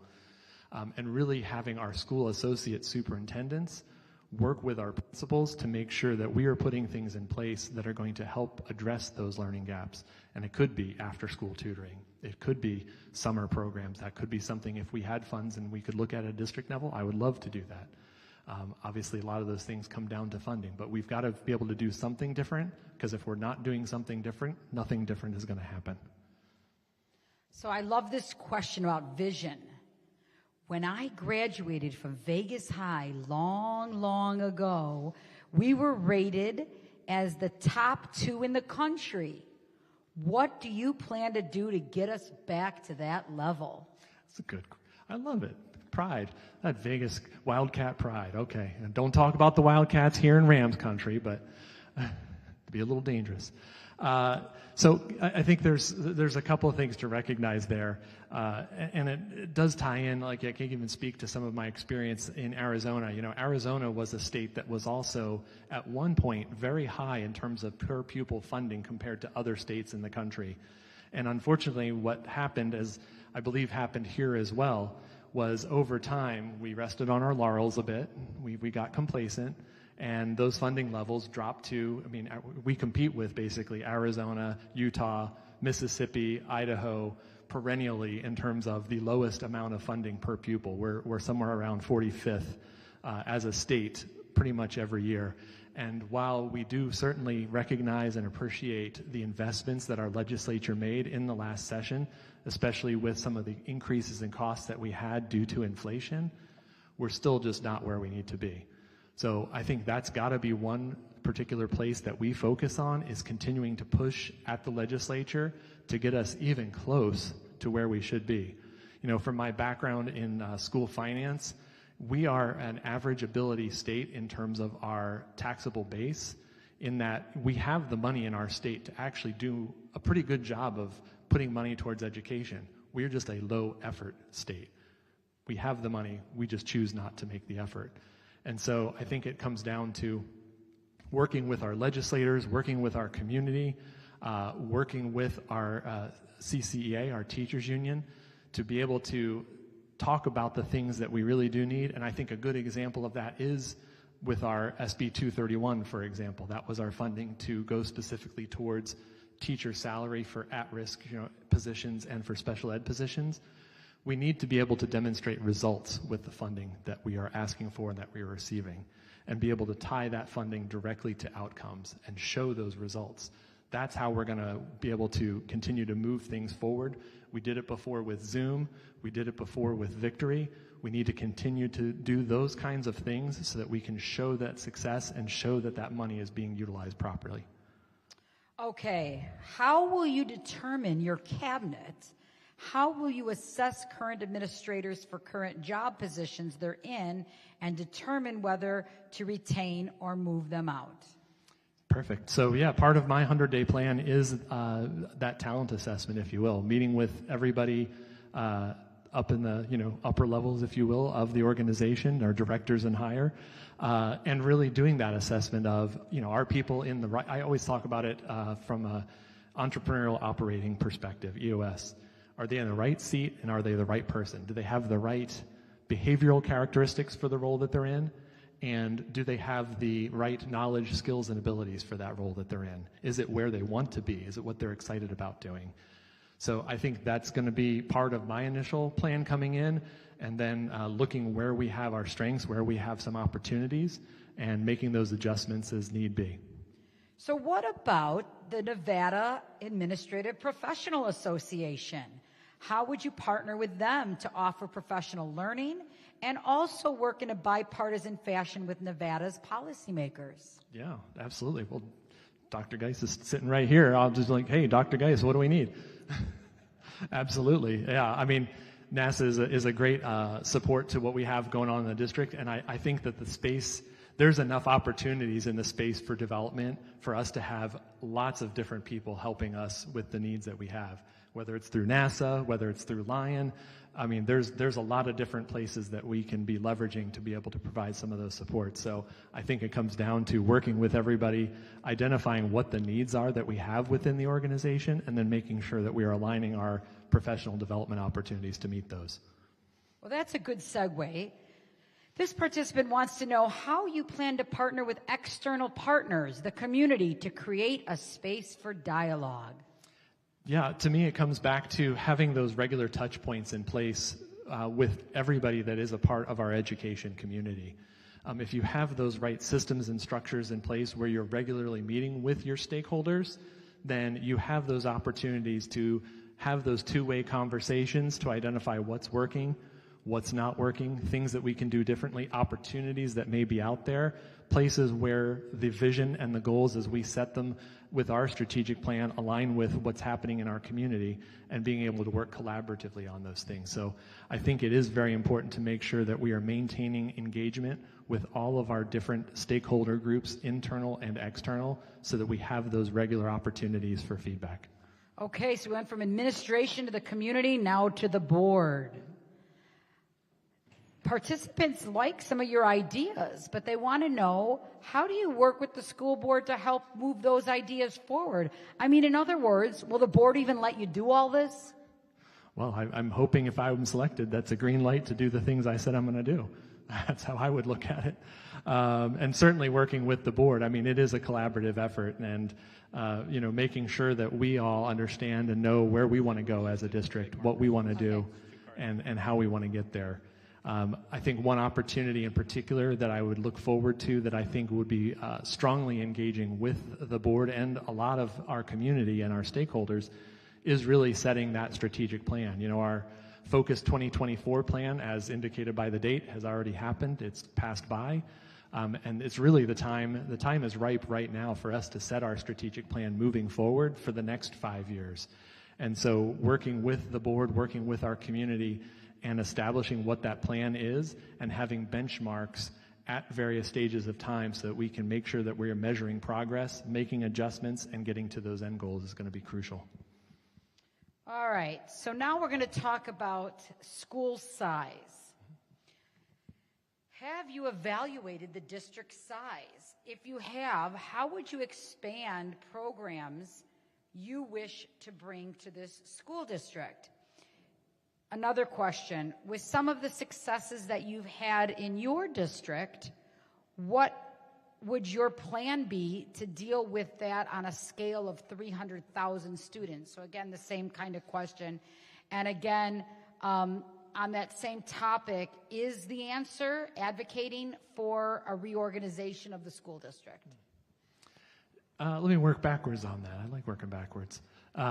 These conversations about reorganizing the school district, I can tell you, have been going on for decades that I can remember, and probably even predating my memory of them. And I think more than anything, those desires and feelings are a response to our lack of responsiveness. They want to see a district that is engaged, that is listening to their stakeholders, and that's actually taking action based on what people are talking about. I believe that some realignment in terms of our school zones and trying to get it closer to some of our municipalities might be a way to help jumpstart some of those conversations. When I think about systems thinking and the size of the school district, there are very few places even close to the size of the Clark County School District, as we all know. Even in Paradise Valley, I was, number 6 largest school district in the state, and we only had 30,000 students. I say only, but, it's a tenth the size of here. So, having been in the district, I know one of the things that you always have to think about is how to be able to operate at scale. And I'll give a good example of that. When we rolled out Google here in the district, we started small. We started with a pilot. We wanted to make sure that we were doing things right, that we were able to work out some of the bugs, if you will, and that we could do that first before we scaled up. And so we started with, it was a group of about 40 schools or so. And then we had a list. I can't even tell you, we had a list of 250 schools that were on the wait list that were like, yeah, as soon as you get done with them, we want in next because we're done with this Interact thing, if you remember Interact. Thank you, yes. I love you all that you remember Interact. And so we were able to get some of those things in place, work out some of the kinks, and then we rolled it out to the point that we scaled up to 250 schools in a period of, it was about 6 to 8 weeks or so that we got 250 schools up and running on the system. And by that point, with 250 schools on there, it was really only a matter of time before we got the remaining 100 or so into the fold, until finally it just kind of came to a tipping point. And I remember it was actually Superintendent Pat Skorkowski who at a kickoff said, yep, Interact is dead, we're Google now. And I was like, there it is. So you always have to think in terms of setting something up like that.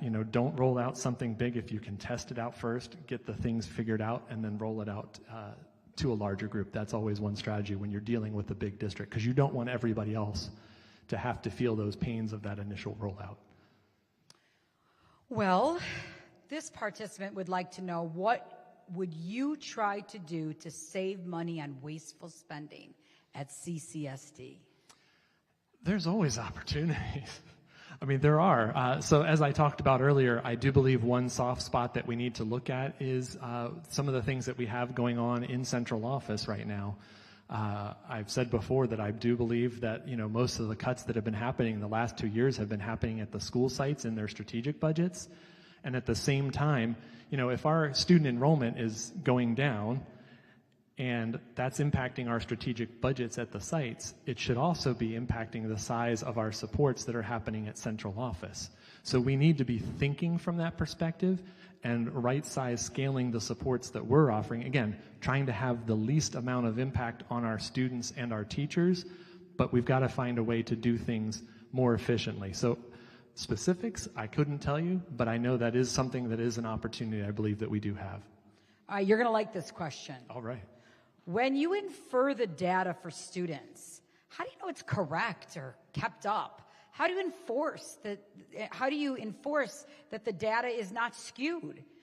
For example, graduation rates apply to all students, or is the data correct and your rates are currently adjusted for mere perception? Well, I can speak very specifically to graduation rates. Yeah, this is right up my alley. It's like a fastball down the middle. Yeah, graduation rates, there's really not a whole lot of wiggle room in terms of how you calculate a graduation rate, particularly here in the state of Nevada and probably in most states.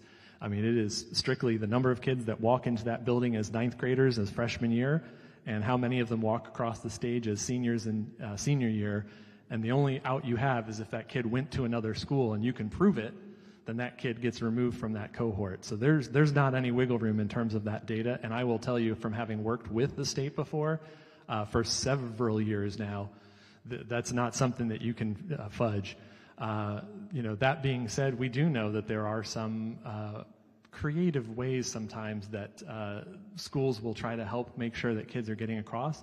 Some of those actually very helpful and supportive. Having credit recovery programs in place for our seniors, specifically if they're just missing a credit or two, where they can move at an adaptive pace and demonstrate mastery on coursework that they've already taken and participated in. So they already have the seat time. They just need to show that they've mastered it. That is something that we had in place. I know I set it up before I left. We made sure that schools maintain the integrity of that curriculum, that they're not pulling things out of it, that the students actually have to master all of the content, and then they're able to earn those credits. So yes, there's certainly ways to impact it, but there's nothing shady about it, and there's really no way to sneak around the grad rate. All right, now I know you're going to help me be successful. 5 minutes left, 3 questions. I want to get to them all. All right. In many schools where 89% of students are from backgrounds, other backgrounds, there is a lack of leadership representation that reflects their cultures. Parents often feel their children are misunderstood, leading to disproportionate disciplinary actions. If selected as the next superintendent, what specific steps will you take to increase culture and community awareness in schools and ensure leadership better represents the student population? So our leaders come from our teachers, and our teachers need to represent our students. We talked about that earlier. If we're getting teachers that represent what we look like as a district, then we can have that pipeline to have the leaders that also represent that. We have to make sure, however, that our programs that we have in place in terms of how we select people and advance people for leadership positions does not create unnecessary barriers for people to be able to enter those positions. And so I think that's something that we need to be very mindful of. It is something that is in my 100-day plan in terms of something to look at, because I do believe that is something that is an issue currently that we need to address. I feel like there was a second Final part. two. Okay. We have a lot of students who suffer from mental health issues. How do you plan to address students who need our support? It's ensuring that we continue to have supports in place. We have some things already at a site level. We have Hazel Health for some of our students available online so that kids can get that support. It's really just making sure that we have tier 1, tier 2, tier 3 supports in place for our students. Some of that we can provide centrally. Some of that really needs to be at a site level. So okay. I'm keeping it short because I'm going to make sure you make your deadline. I know, and look at Joe's waving at me. So this is the last question, and I saved the perfect question for the end. Yeah, we know you know a lot about CCSD, but what new information have you learned about this community since beginning this process? Ooh, that's a good question. I think more than anything, just getting to talk to so many people throughout the last probably about year or so, and really hearing what's going on from the ground floor, talking to teachers, talking to support staff, administrators, community members, you name it. And really just listening to hear what's going on. I know I don't know everything. I know there's still going to be some skeletons in the closet walking through that door, but we know that's going to be the case and we'll be prepared for it. I think what I'm excited about with that more than anything is just having that ground floor knowledge and having that background and experience, knowing so much about all of the people that are part of our community and part of our organization and the hard work and dedication, much like all of you here, just being here tonight, represent. And so I'm excited about that because I know that if we can align ourselves together through a plan and make sure that we know exactly where we're trying to go with our outcomes, we're unstoppable. That's the key, is just making sure that we are all in alignment and moving forward and that we just keep working on it. So I think maybe one takeaway I've had is I know we have a lot of hard work to do. But I'm excited about the challenge, and I'm excited about the challenge with so many people that I think are ready to be able to move in a common direction together. Dr. Jesse Welsh. Thank you. It's a grueling process, so thank you.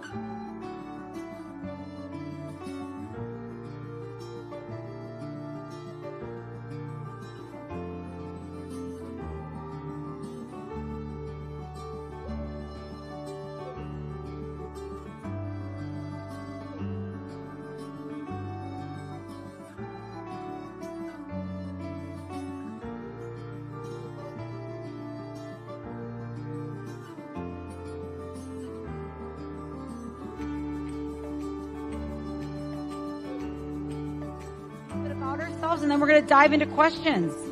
Awesome. You're on. Let's do it. Let's do it. I'm telling a little bit about myself. You are. Okay, great. Thank you. Well, first, it's just wonderful when you walk into a room and you see a high school student that you know, and now they're like a big wig administrator in the school district, right, with technology. I'm not that old.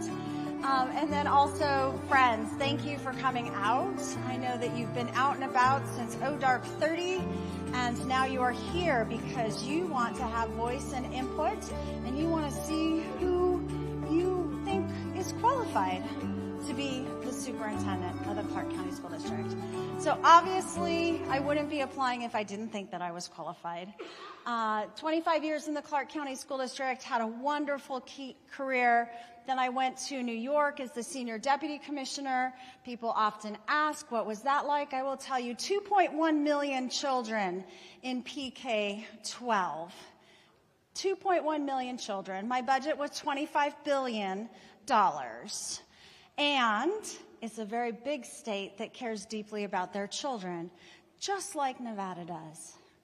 Nevada cares deeply about our children, and we want to make sure our children are academically successful. And so coming home to Nevada 6 years ago, lifting up and making sure that we have a funding formula that drove funds to schools and to children and to the environment in which our teachers work. We have community come and join us to make sure we have successful schools, and I continue that work today. I'm very glad to be here, honored to be one of the last 3 candidates in this process, and thank you again for being here. Okay, Joe, now you're not going to like this, but we're going to have to relegate you to inside the white boundaries. You're not going to like it. I know. Otherwise, you're going to only have profile shots. So thank you. There's not going to be a buzzer that goes off, so it's on you. All right, so I'm going to start this session with questions that came in specifically for you. How lucky am I? You're so lucky. Okay. All right. Now, this one is first because it's going to get everybody woken back up. Given California's progressive approach to sex education, how would you address sex education? What age do you believe sex education should begin, and what key topics should be included at the different developmental stages? Everyone's woken up now, right? Yes. Well, thank you. That's so. What a way to start. You know, what's very interesting is if you've had a long career, you've engaged in this topic many times. And actually had the opportunity to work 2 different times with our school board here locally. The school district back in the day used to be abstinence only. That's where we were at one point in time, and we've moved as the community has moved, and all of those pieces. What I very much appreciate about Nevada, and home means Nevada, is that we understand our context and where we want to see our children and how we want to see our children educated.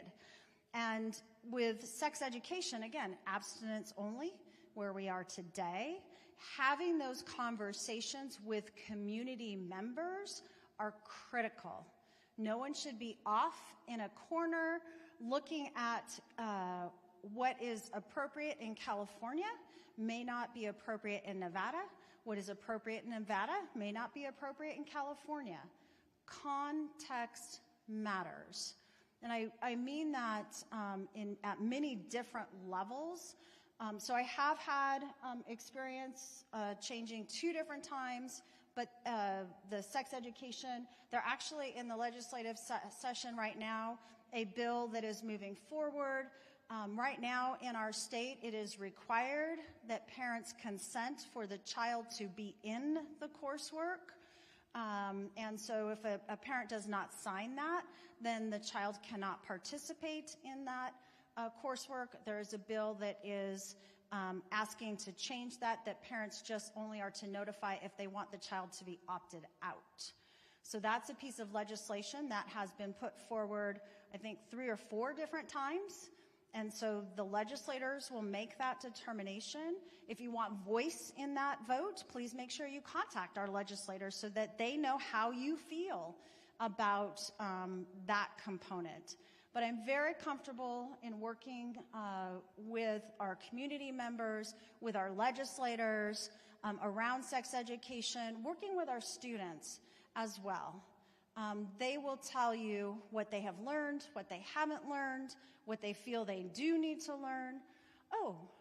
I do want to say, at one point in my career, I oversaw the online learning for the school district. It started out, it was last century, believe it or not, Cyber Schoolhouse, and we had sex education online, and we found that a lot of families liked enrolling their child in the online course because then the parents could be engaged with the content and the curriculum as the child was learning.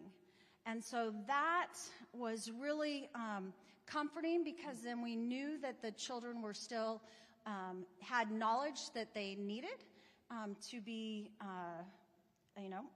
to participate in our society, the understanding, but the parent was very much engaged in that content and curriculum as well. So I thought that was a good way to bring our parents into a topic where they need to be engaged. Thank you so much.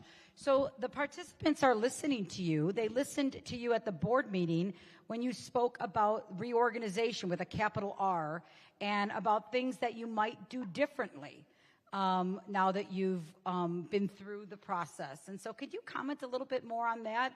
What, if anything, you would advocate for related to reorganization of the school district? Yes. Someone asked me after that, you're going to be Doge.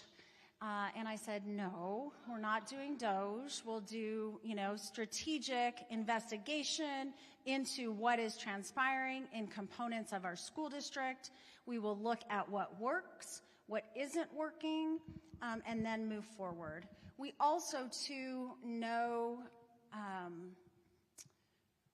and we do have some people that may be affected by this in the room, and so I don't want them to think that anything different than that they're amazing and shouldn't be worrying about jobs. But we have right now specifically supervisors of elementary schools where they haven't had experiences with elementary schools. And we have supervisors of high schools that have had great elementary educators, but that have not had any experience with graduation rates, athletics, large scale venues, supervising. And so I definitely would like to see an alignment there, in that the supervisors of the schools have the requisite skills to be supervising the schools. So that is one thing with reorganization. Good, thank you for the clap. With reorganization that I'd like to be able to move quickly. And so that doesn't mean people will lose their jobs, but they may move into different places.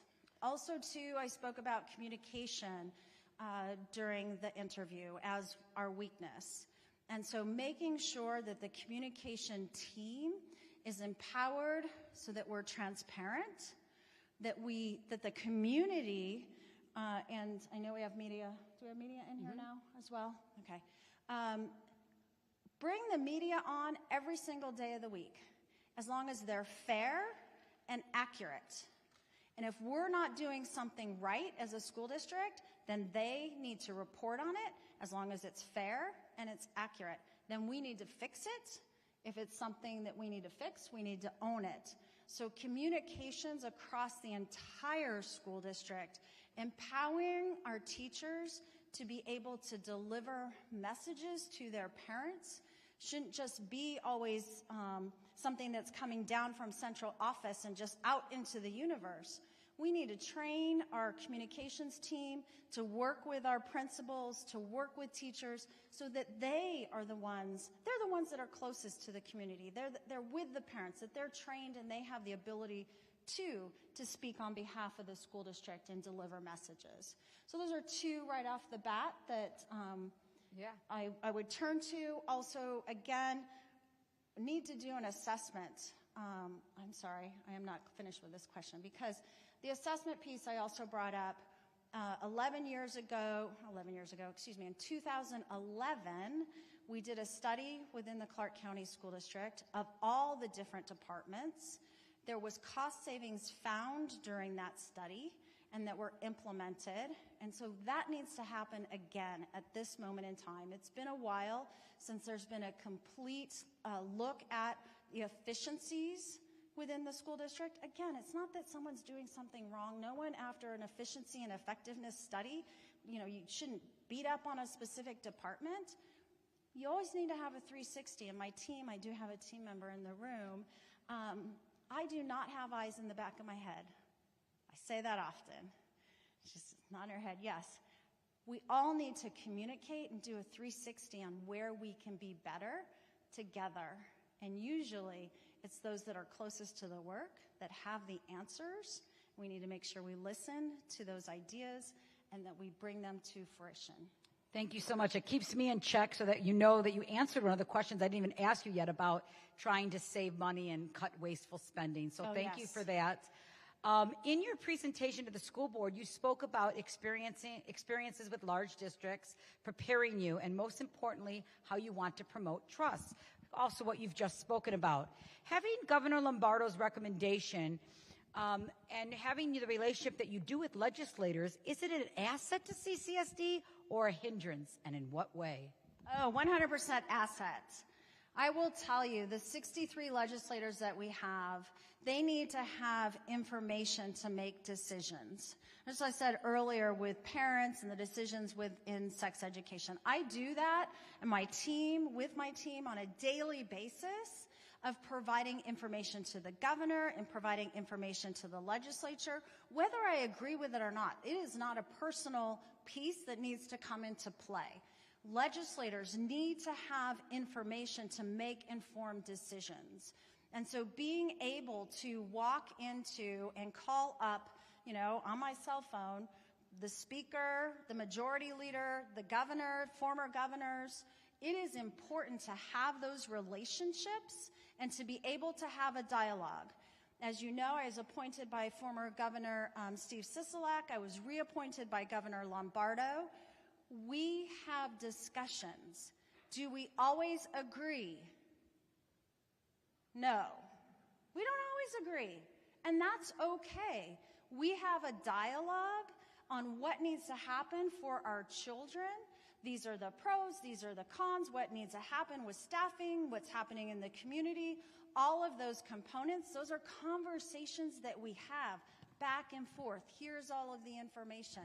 And through those conversations, we build a better future for all of our children. So I fully expect to be doing that as the superintendent for the Clark County School District. Day one, walking in and working with the legislature to address the over 100 bills that currently exist with education, making sure they have all the information they need, how they affect the Clark County School District, leaning in with intent and integrity to do what's best with for our children and our staff and our community. So you've just answered a little bit about your lessons learned. Anything else that you've learned as Nevada State Superintendent? But more importantly, why do you want this job? You're already the state superintendent.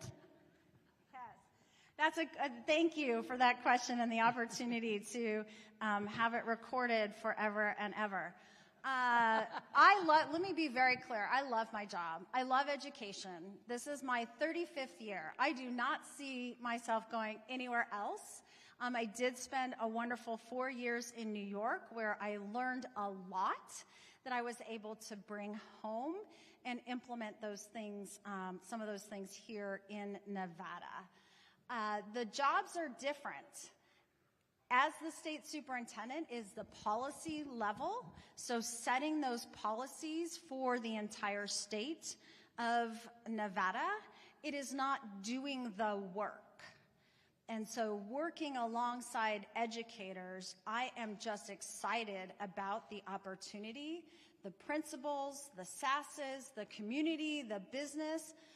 I do work with business, but in a different way than if I were superintendent. Actually, my friends keep saying, stop saying if. When you are superintendent, working alongside business partners, faith-based, community, our students. Our student voice right now is more critical than it has ever been because none of us, no one in this room has experienced education with cell phones, with the social media, with a pandemic where you could not go to school and be with your teacher face to face. We do not know, we experience as adults in supporting our children, but our children, listening to our children right now is more important than ever, and getting their involvement and making sure they see themselves in the path that they can be successful is what we need to do as the adults in the room. Okay, so the next question, we're going to take it down to operations. Okay. We're going to get out of the policy, and we're going to talk about the fact that Clark County currently spends more than $120 million per year on utilities, the majority of which is electricity. What is your plan to more rapidly install solar on our school buildings, saving districts tens of millions per year? Do you believe the district needs a sustainability plan akin to the all-in Clark County plan? 100% we need a sustainability plan. I know that as a school district, I've been engaged in building buildings over the years, working with facilities. Geothermal as well are in several of our school buildings across southern Nevada. So not only solar, but geothermal as well. We need to make sure we study what it costs to put the solar in place. It's one thing to say something, right? But it's another thing to make sure we do all of our research prior to implementation. So I definitely appreciate, solar energy savings, saving the planet, all of those pieces, saving money, because if we save money on electricity, as the author of the question said, where can the dollars go? To the classroom, right? So anywhere where we can create savings, making sure that those dollars then don't go out somewhere else, but they're all driven to the classroom to support our students. Okay, so let's switch to teacher recruitment. I've got 3 questions about teacher recruitment, and just if you bear with me for a moment. First of all, the Nevada statutes provide for new teacher recruitment. History has included bonuses or higher salaries for new teachers and new teacher support, but for the past 3 salary negotiations, new teacher salaries have continued to rise while veteran salaries continue to compact. Also on this same issue is about increasing hiring of minority teachers, specifically men, to be more representative of the student body. In fact, in many schools where 80-90% of the students are from various backgrounds, there is a lack of leadership representation that reflects their cultures. And parents feel that their children are often misunderstood, leading to disproportionate disciplinary actions. So again, what are the specific steps that you'll take to really address the teacher recruitment issue? So let me tell you what I've been doing, not just yesterday or what I plan to do, but what I'm already doing. During the pandemic, we put $20 million aside for teacher recruitment, because in the teaching profession, we ask people to do their student teaching for free. So they have to quit their job, they may have health insurance, all those pieces, and we say, come and teach for a semester, and we don't pay you to do that. So in Nevada, we're flipping that script, and we're being intentional about our work in many ways. Number 1, we have the paraprofessional program, which is at UNLV, also UNR, Nevada State, have been leaning in and gathering those people that are already working in our schools and saying, which mainly support staff, there are also bus drivers in the group, already working with students. They love working with children, but they didn't see the path where they could become an educator because they didn't want to quit their jobs. So through that process, we have had 1,200 people become educators.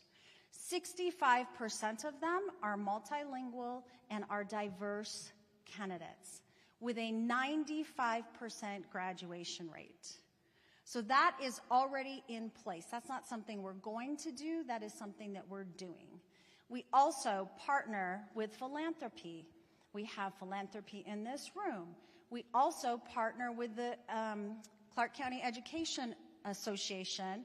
They passed a bill working with Assemblywoman Bacchus to create a pipeline where, because our workforce, whether they're going to be educators or not, are sitting in our classrooms today, right? Our future workforce, our future construction, our future bus drivers, our future Alex Dixon, who is now the CEO for Resorts World, right? The first African American, a CCSD graduate. They are sitting in our classrooms today. We need to make sure they see a path for success. They could be a school psychologist. They could be a social worker. But we need to make sure they see the path that they can be an educator. So number one, recruiting and making sure that from the classroom all the way through that they can have a path to join the education system. Number two, changing the way that people have become educators. I shared in the other room, I had to work evenings while I was a waitress, while I did my student teaching. My car broke down. I didn't have any money to fix my car. So I had to ride my bike. There was no Uber last century. There was no Uber. So I had to ride my bike. Think about that. I want to be a professional, and I didn't have the funds to be able to go and become an educator. Luckily, I had joy with it. Put the bike in with the kids. Kids are saying, Miss, why are you riding your bike? Because I'm training for a triathlon.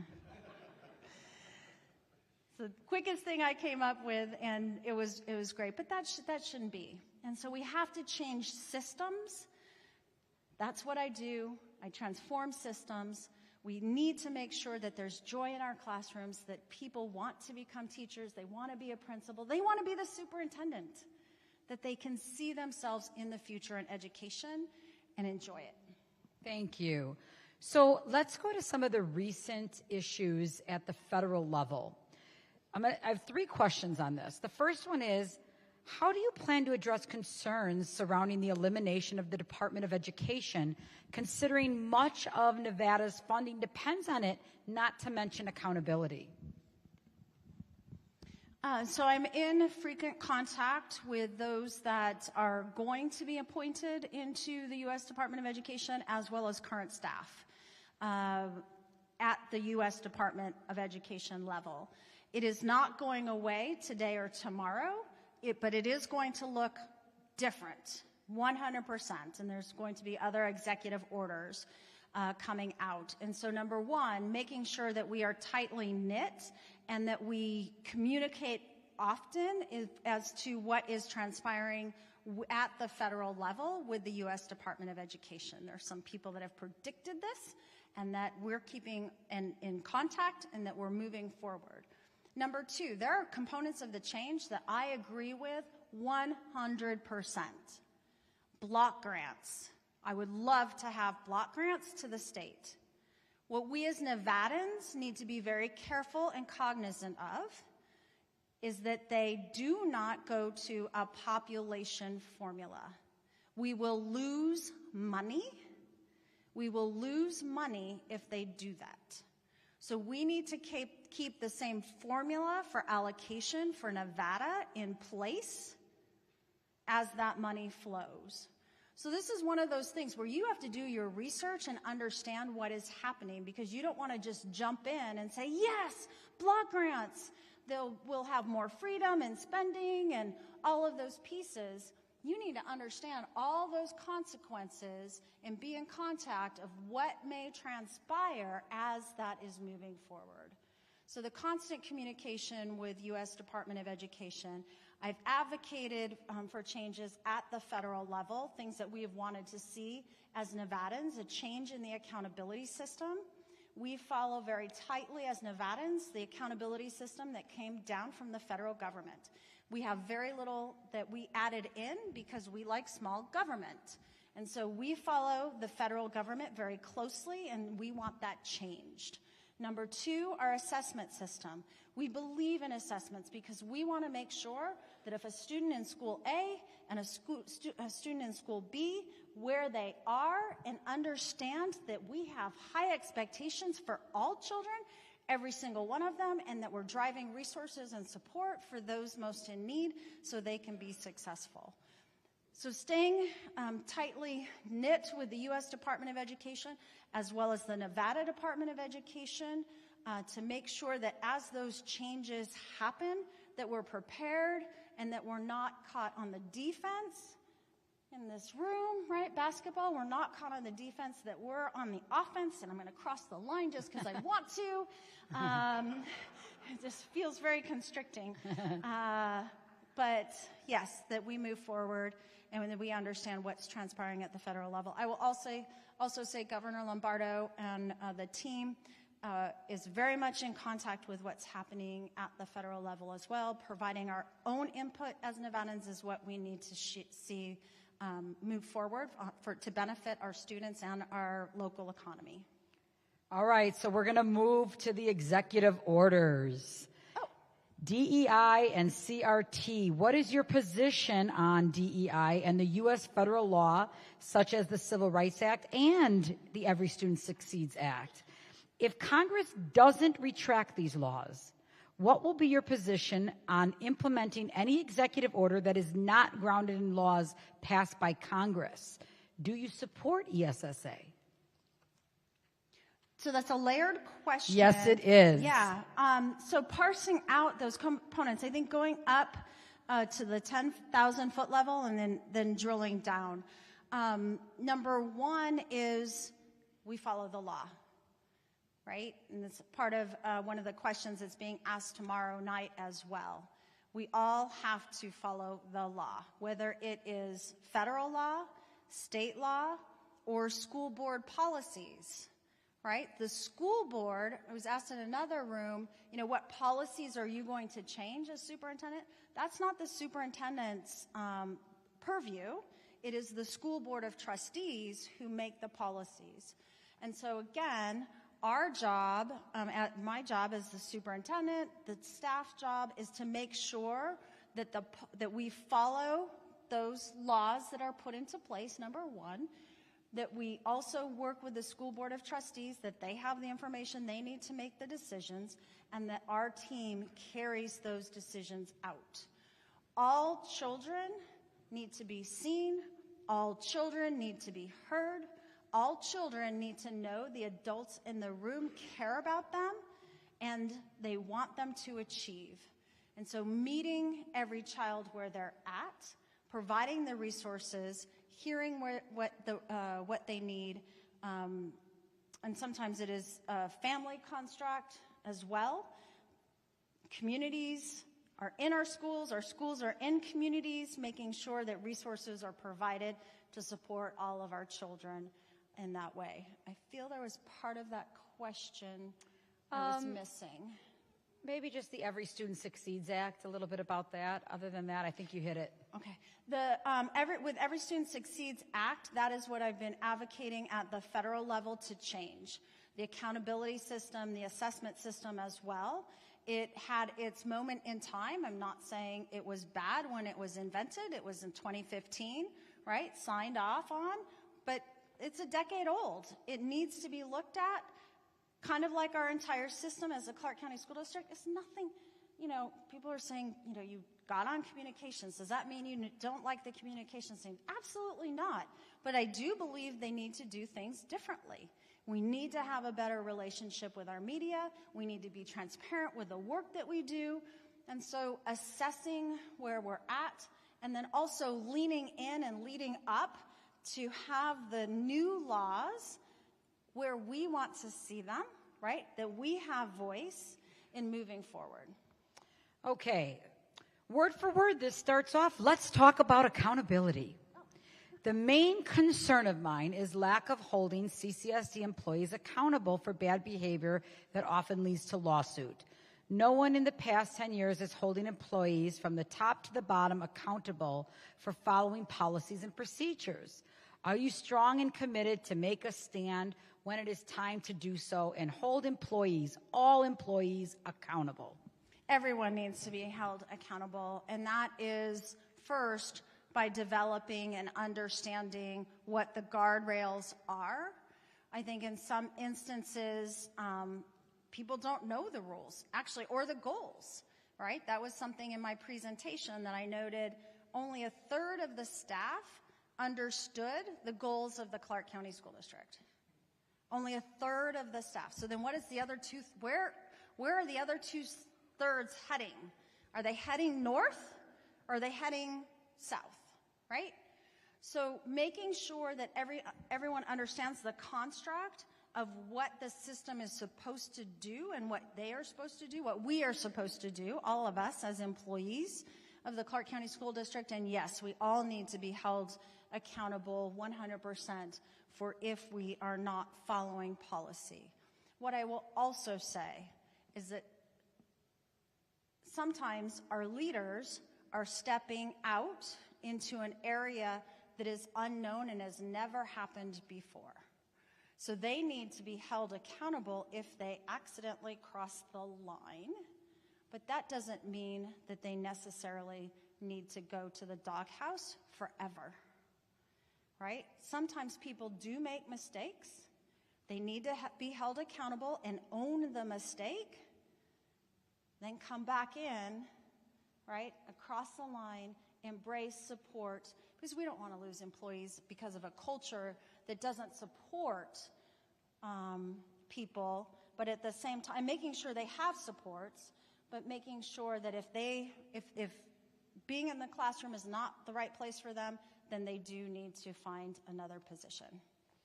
Okay, following up on that, 2 questions, but I'm going to weave them together about administration.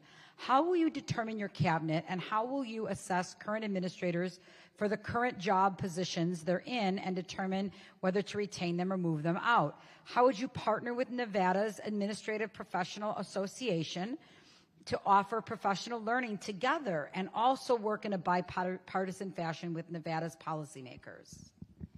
Yeah, so I'll go back to the answer in regard to the placement of current supervisors.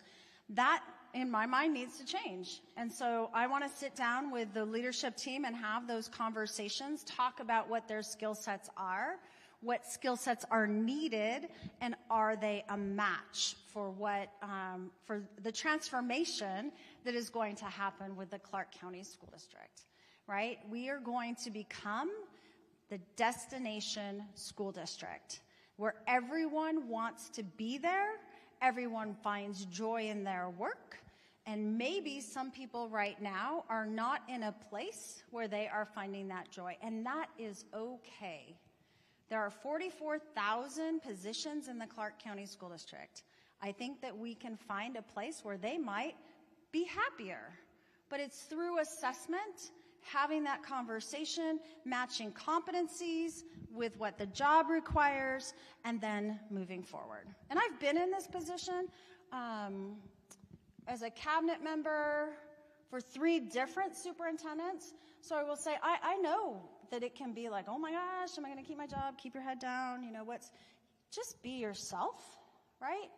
Be yourself, know where your strengths are, lead, and we will all work together to make sure that our competencies are matched with jobs and that we move the district forward together. Okay, I got 4 questions on safety and security, so I'm going to weave them together. The first one talks about elementary schools and the behavioral issues that are worsening. Another one talks about handling the escalating violence in classrooms. Another one talks about tragic things that have happened to students.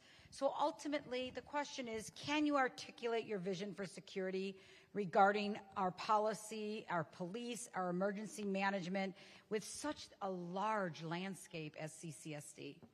Thank you. Health and safety, number 1, always. Health and safety, number 1, always. I did hear the police, CCSD police, get involved in that question as well. And it is not just about being proactive in working and building relationships, CCSD police, because it says CCSD, right? We're all one team. It shouldn't just be this unit sitting over to the side. But I know high school principals and others that have police on campus have great relationships in supporting the environment. I mean, most of our high schools are larger than a lot of cities in the United States of America. And so that relationship in building with the principal, with the teachers, all of those components. So school safety, I guess rounding that question out a little bit, school safety, number one, and I'm adding health in there as well, right? That the health of the school children is a safety issue as well. Mental health, physical health, all of who we are.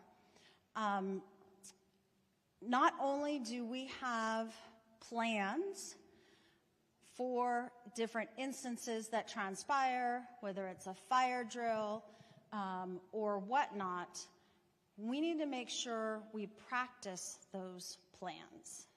Because a plan is not useful if it just sits on the shelf.